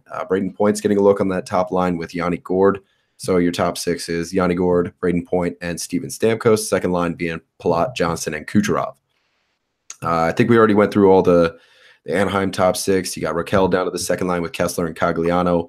And Silfverberg, when he gets back, maybe he'll be on a line with Henrique and Comtois, depending. Obviously, there's so many moving parts in Anaheim. So you got Getzlav up in the air too right now. Moving over to Boston, you got Ryan Donato moving to line 3. And is it Joachim Nordstrom is bringing David Krejci and Jake DeBrusk right now. So it looks like they're kind of cycling people in to see that is on the top power play unit to see who's the best fit. And right now it's Anders Bjork who's getting that chance right now. Last week it was Ryan Donato. So they're trying out a lot of looks up there, just trying to hash it out now that Rick Nash is gone and Torrey Krug's not playing either. Columbus, real quick, Anthony Duclair is getting a look at line 2, and you got Oliver Bjorkstrand going down to line 4. Dallas is shaking things up again. You got Radulov on line 2 with Spezza and Nichushkin, and Blake Como getting another sniff on that top line. It's time they kind of move some things around down in Dallas. Yeah, they need to sort things out. It's time they need to spark something. Something's got to give. I hope it works. Blake Como hasn't really come up on my radar at all. He's not doing too much offensively, but if he does, it's definitely worth noting that he is on the top line with Ben and Sagan, who are red hot right now. Florida, Nick Bjugstad is out day to day, and Dennis Malgin is subbing in for him on the top line right wing spot right now until Bjugstad can get back. New York is just – this is another one that's just kind of crazy. Every single day it's different. So you got Philip Hudel, who's moving up to the second line left wing now. He was playing as center earlier in the year, and now he's playing left wing alongside Kevin Hayes and Matt Zuccarello. Buchnevich was benched for a good part of the third period in the last game. And Jesper Fast is getting a whack at the top line there. And there's so much going on in New York to where it's almost like your guys' guess is as good as ours as far as what the lines are going to look like tomorrow. But they're trying out so much stuff. Maybe one of the most exciting things that I noticed just going through the line combinations this week is that Derek Brassard is playing left wing to Sidney Crosby. We all know him as their, go-to third-line center since they picked him up at the trade deadline. So the top line right now is Brassard, Crosby, and Gensel, with Rust, Shahan, and Hornquist on the third line. And the second line is obviously Hagelin, Kessel, and Malkin in the middle. So it's a good time to try Brassard out for a game. That beginner's luck stuff with Crosby gets magnified. And I kind of have that feeling about this one. He didn't do much with it in that Montreal game. He only had one shot on goal in 18 minutes ice time, but they look like they're going to give this one another shot. And definitely keep an eye on Derek Brassard. If you're playing DFS, he's going to be a cheap one. If he's available in your league, maybe try it out if you got a roster spot to burn when they're playing. We already talked about Elias Pettersson getting sidelined and Adam Gaudette getting a look on the second line there. And out of Washington, Chandler Stevenson is the most recent Capital to play with Kuzi and Ovechkin. And he scored a goal on his only shot in the last game. So, again, if it's not broke, don't fix it. And the last one here is kind of exciting for Ehlers owners who have been looking at his 13 minutes a night and just kind of getting pissed off. He is back with Laine and Brian Little. So Matthew Perreault is getting moved to the fourth line with Ruslavich and Christian Vesalainen, which is not a bad fourth line, to be honest with you. It's almost as if their third line is their checking line with Kopp, Lowry, and whoever else is on that one. I can't remember. But all right, let's start talking about the weekly schedule now. Who's got the most games? Who's got the least? Who's got the best schedule? Who has the worst schedule? So I think we brought it up before. Teams with 4 games this week are Buffalo, Minnesota, and Tampa. Minnesota's playing one of those games tonight. So by the time this episode's up, they only have three games left. And I believe they are I think they're the only team on this list that plays tonight. And then there is a ton of teams that have 2 games this week. I said earlier, there are 8 teams. One is Carolina, Columbus, Pittsburgh, San Jose, St. Louis, Vegas, Washington, and maybe most importantly, Ottawa. Because just like you were saying, by the time this episode comes out tomorrow on Tuesday, Ottawa only has 1 game left. And that's on a Saturday where you're likely to have a full roster as it is. So streaming Ottawa players this week is not recommended. Your obvious holds are like Duchesne, Mark Stone, guys like that you like guaranteed can make it through the week holding these guys. And I don't know many others. I mean, I'm gonna hold on to Thomas Chabot. Yeah, I mean he's playing really well, but if you were eyeballing Chabot, now is the wrong week to pick him up. So maybe wait till next week. The best schedules going forward. I like Winnipeg, Washington, and Anaheim this week. I'm not sure who is standing out to you as far as like having a really good week, but just real quick on Winnipeg, they might have the easiest schedule this week in my eyes. They're playing Edmonton, Vancouver, and Arizona. I mean, the only thing that could be better is if they were playing 4 games this week, and the last one was Detroit. So it's a good week to have Hellebuck, but otherwise, they're playing on all those heavy nights, Tuesday, Thursday, and Saturday. So it's going to be a bit tough to justify adding somebody as like a week-long streamer.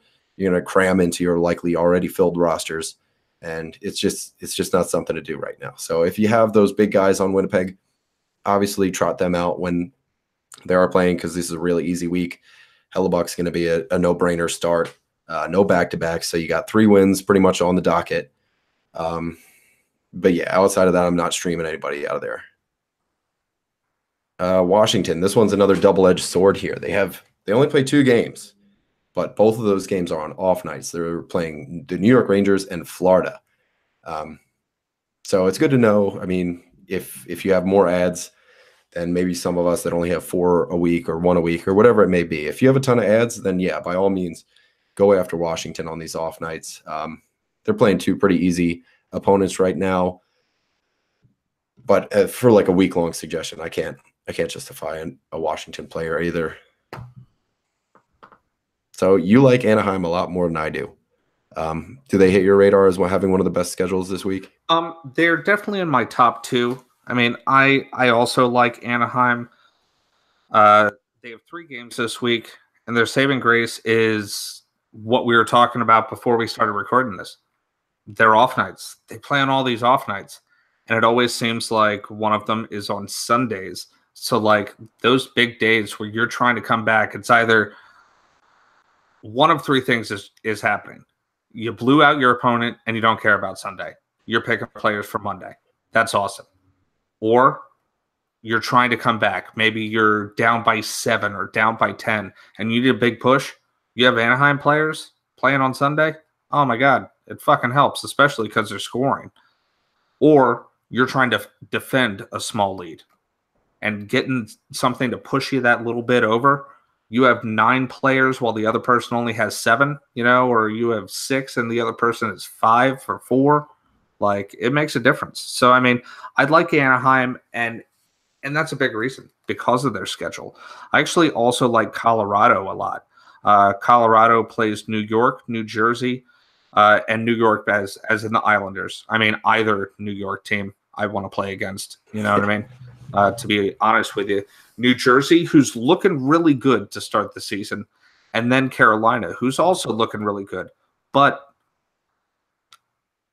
I've seen that New Jersey can slip up. I know that Carolina can slip up. Oh, yeah. One thing that does suck for Colorado is clearly they are on a road trip. They're on the East Coast, but still, I like those matchups. And Colorado is another one of those teams that has embraced starting to go young and stuff like that. And I like the way they skate. They're just a hardworking team. So I think they can give these East Coast teams a run for their money. Yeah, somebody like Tyson Jost is worth looking at. He gets that top power play time, and he's pretty low owned. He's less than 1% in ESPN.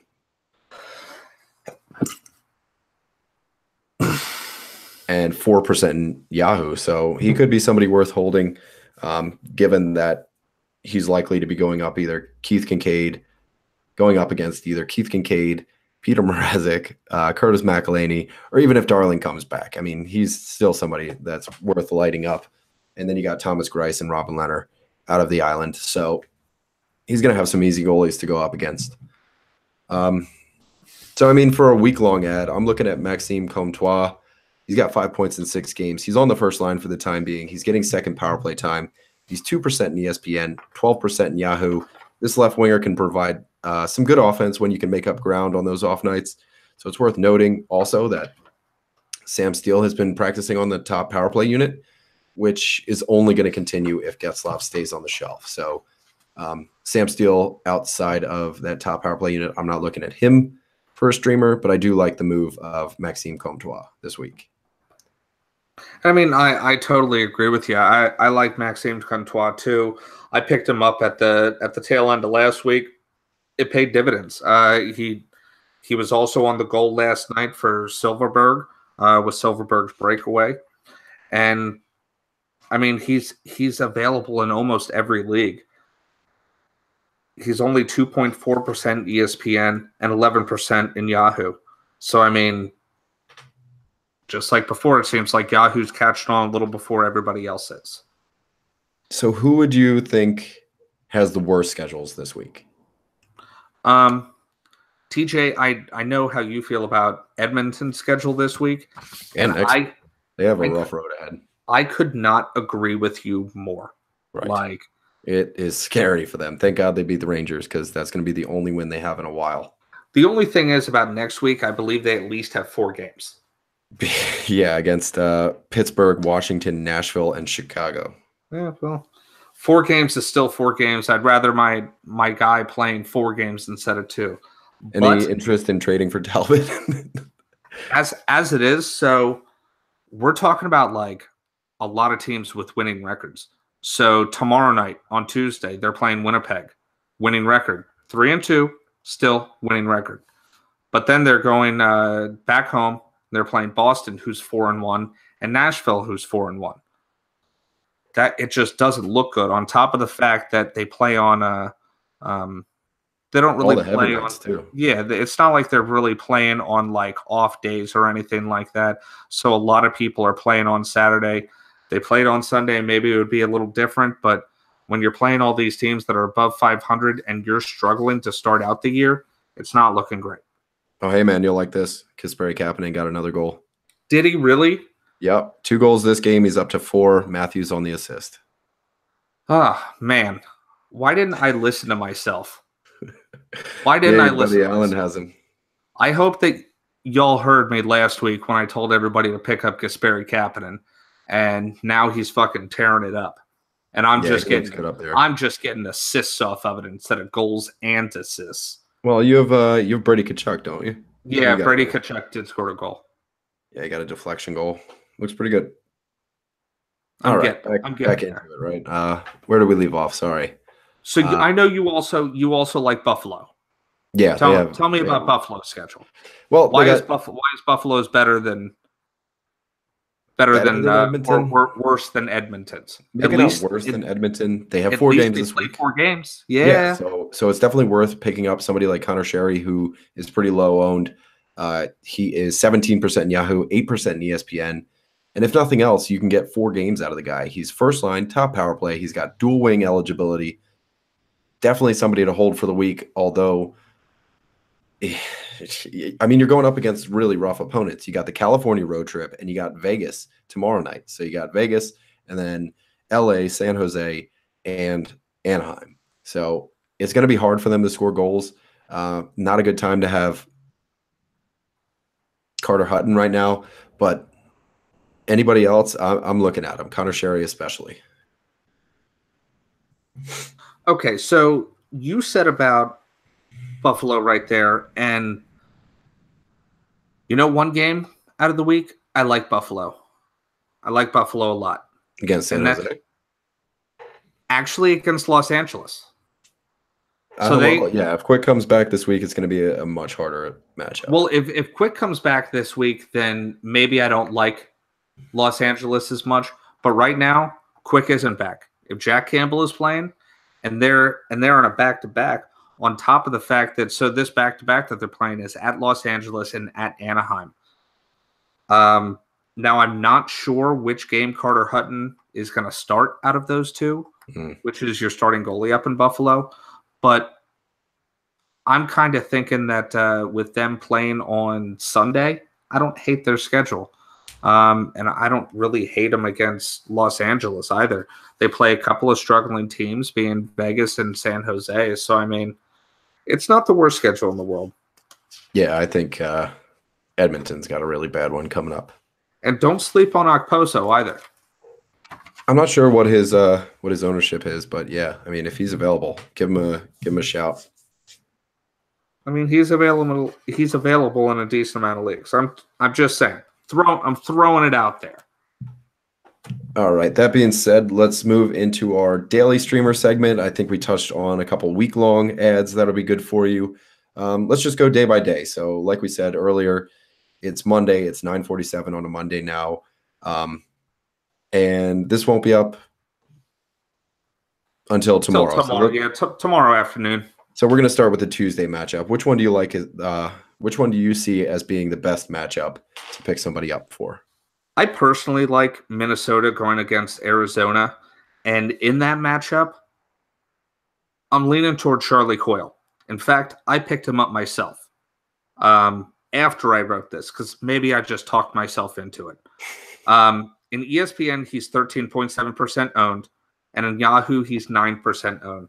So, I mean, he's a solid pickup that's going to be out there in most leagues. For this segment, I'm always looking for like a little bit deeper look. But with Tuesday's matchup against the Coyotes, they're pretty fucking abysmal. You know what I mean? Even though Charlie Coyle hasn't lit it up exactly, he has kind of spread it out, to be honest. He has 1 goal, 1 assist, 4 PIMs. One of those is on the power play, so at least he gets some second power play minutes, even though he is on the third line. But with this matchup, I mean, let's be honest, most of Minnesota's top 6 is already gone.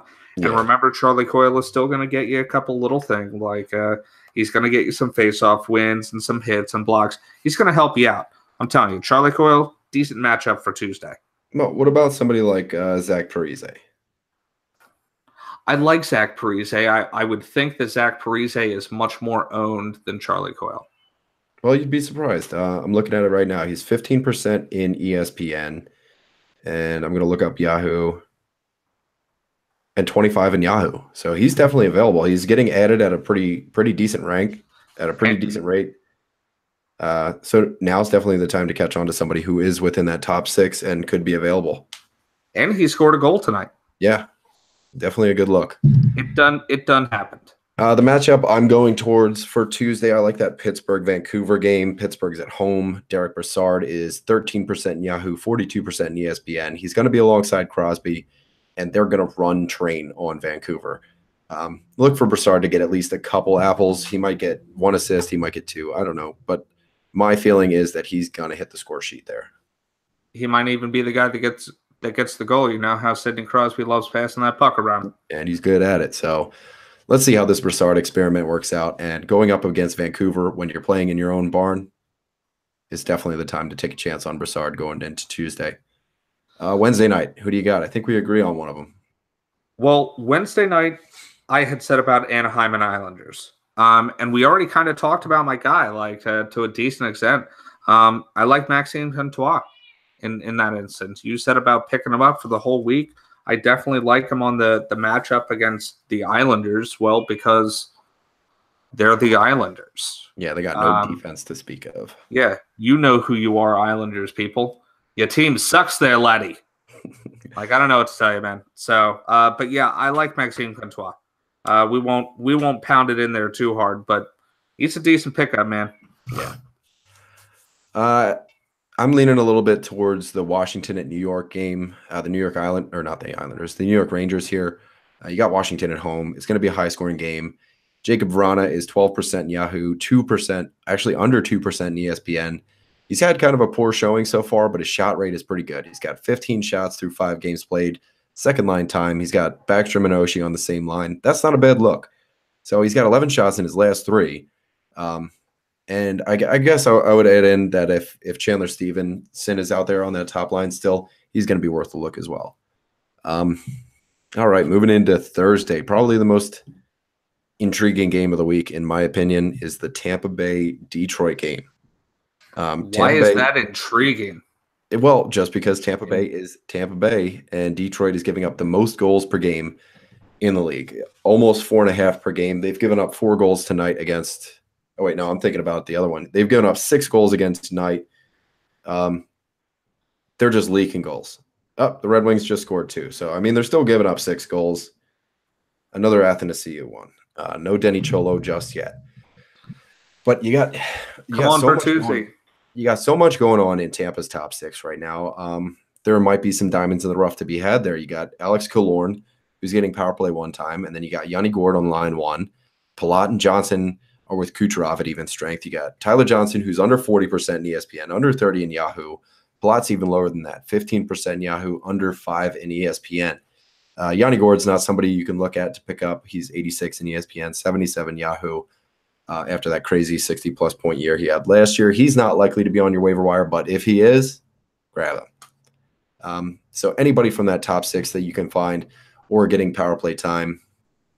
And then you got the Chicago-Arizona game that looks to be pretty good too. And you got Dominic Cahoon, like we talked about before. He has 2% ownership in Yahoo and less than 0.5% in ESPN. So definitely worth a look. Top line, Taze is red hot. The Brinkat's red hot. Dominic Cahoon's going to put up points too. So those are some good streamer matchups for that night. You're picking all these one-sided games, man. You're picking all these one-sided games. So, I mean, you're picking a game that you think is going to end up being 5-1, and then another game that's going to end up being 6-0 or 6-2 or something like that. Dude, I want fucking points. I want points flying just all over the place. I want a high-scoring affair. That's why I am going to Pittsburgh versus Toronto. there is going to be that's going to be a barn burner. goals galore. So you're picking. So you want points from a game that is 5-1. I want points from a game that's going to be fucking 6-5. Yeah, I'll give you that one because in a game that's 5-1, you probably got your better guys getting benched towards the later half of the game, and something that's like 6-5. Everybody's playing 110% all 60 minutes. So you do have a good point there. And for that game, there's a couple of different ways you can go. So I mean, I like Ron Hainsey. Ron Hainsey is not maybe the guy that's on everybody's radar. Well, he's definitely not on everybody's radar. And just like with Karina, I'm going to go moderately deep on this one.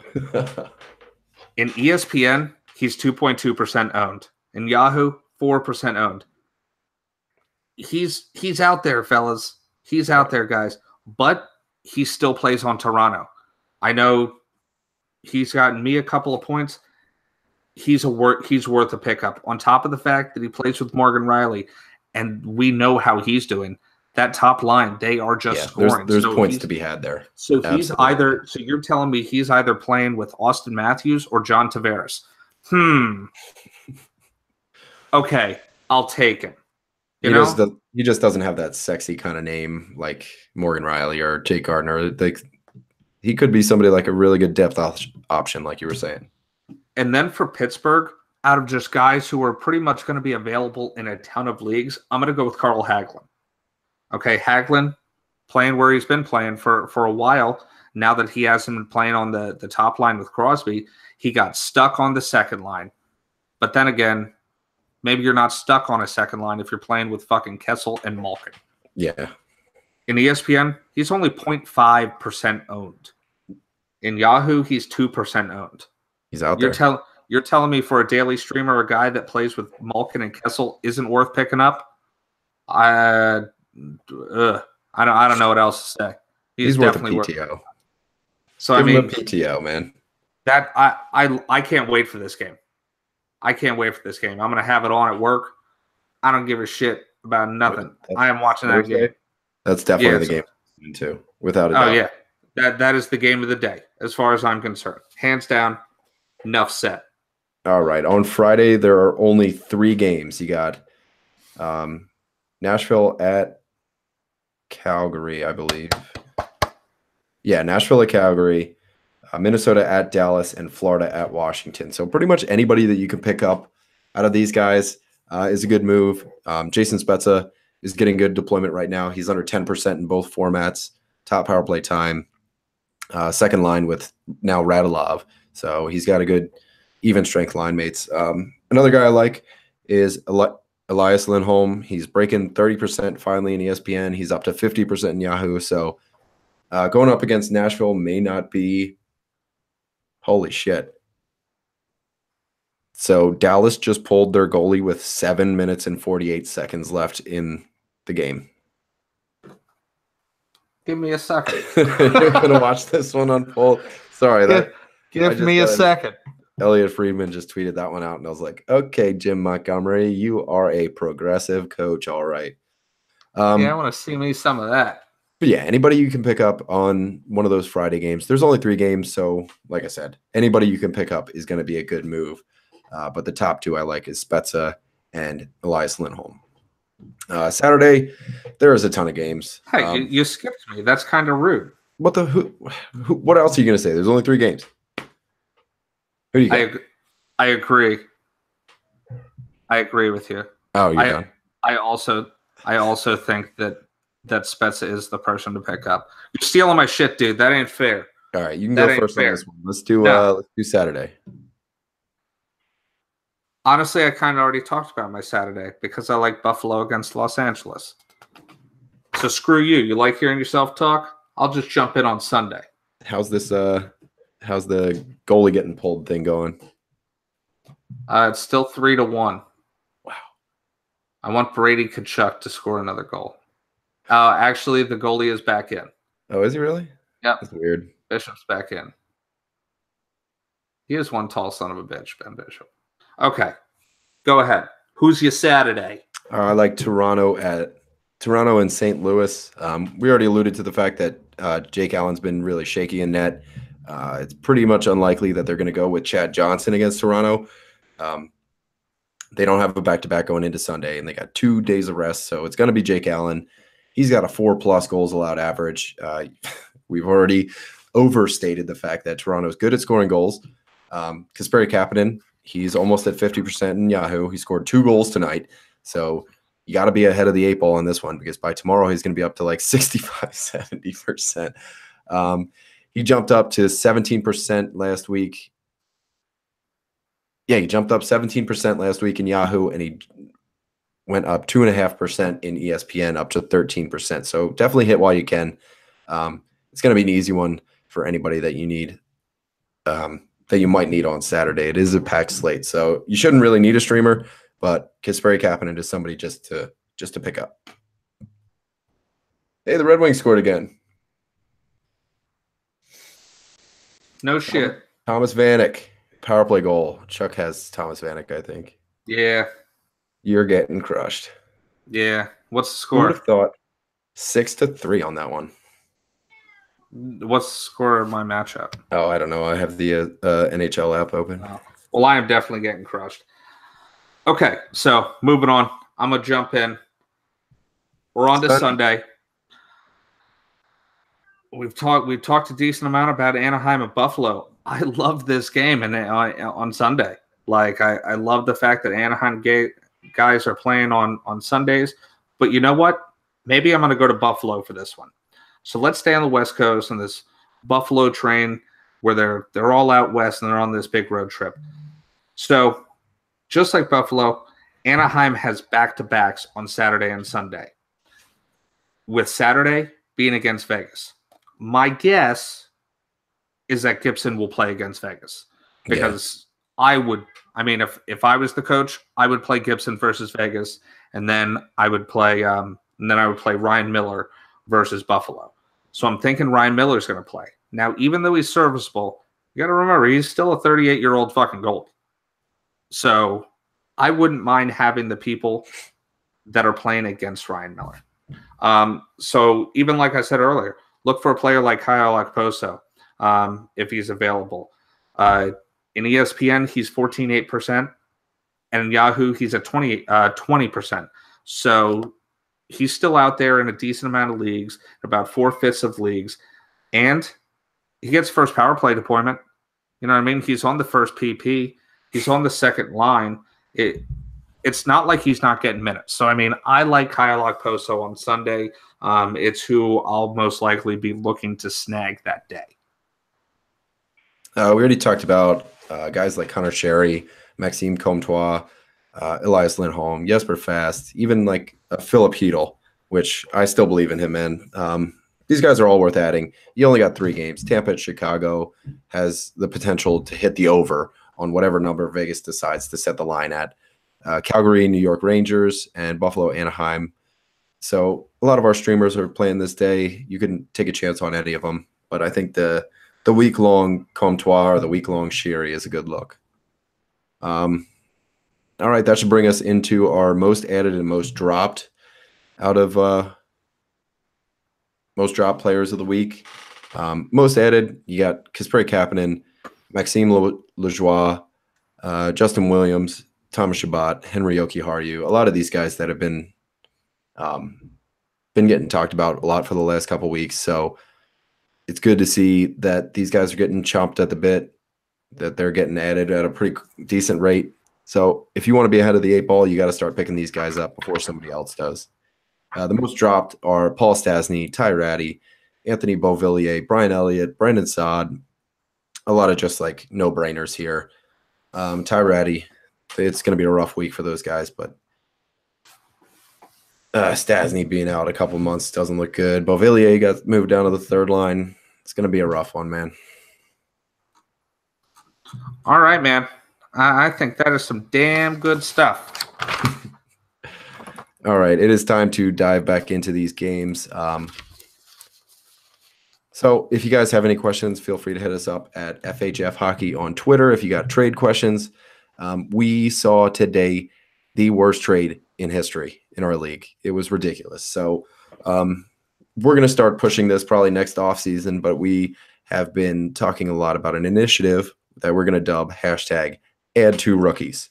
And I think we finally have an argument for the contrary now, is because one of our rookies traded Tyler Seguin for Connor Carrick and Alex Iafalo.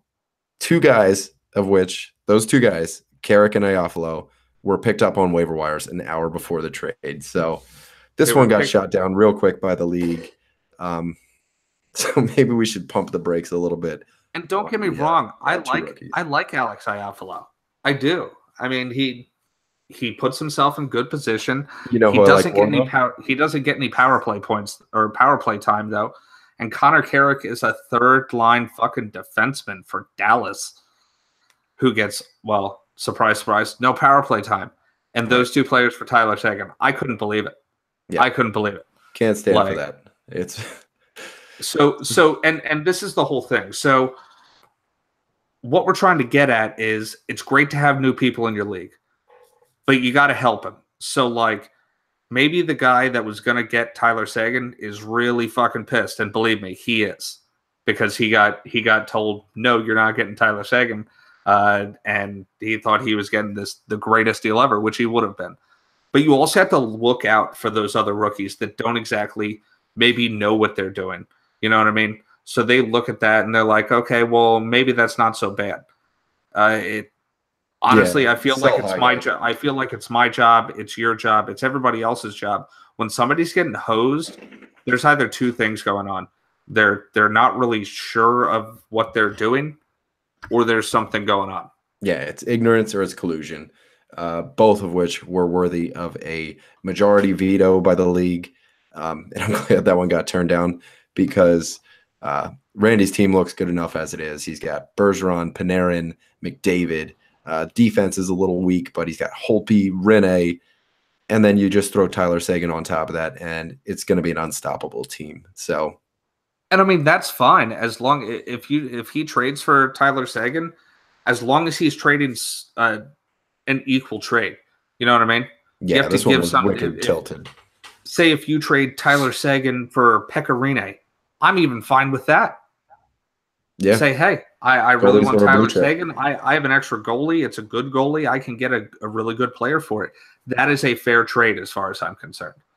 But you got him for two waiver wire guys. Like, yeah, you can't tell me that. I understand that maybe you're upset, and I don't blame you. But I want Tyler Seguin too. Yeah, and I wish I could trade anybody for the two guys that I picked up today. You know, tell me about it. Move them right away. Okay, guys. So I mean, that was a little glimpse into our life. Tell us your funny stories, your horrible trades, because this kind of stuff does happen. But also remember, be patient with the guys that are young to the league, because that's how we spread this wonderful game that we all play. You know what I mean? You bring new people in so that they find out that, okay, this is awesome. Because honestly, we have two other people in our league that are doing really well. Randy being one of them that made the trade, but it's his first year playing fantasy hockey. So like, you need those good young people to well, not young, but like new people to do well. Yeah, because it's gonna bring more interest to fantasy hockey, and that's what we all really want. Yeah, it's a good sport. It is a niche, but it's always fun to have more people in your league, more people in the community, stuff like that. So as we were saying, come to us with any of your crazy trade propositions or anything like that. We've been getting a lot of feedback on the Twitter, people coming to us for like trade advice. I mean, if they should move somebody, drop somebody. If you guys have any of those questions, we're always available, and we try as hard as we can to get back to you. Outside of that, if you're listening on an Apple device, feel free to leave us a review on iTunes if you are digging it. And if not, just don't leave a review, I guess. But yeah, guys, we love you. We'll see you next week, right? Love you guys.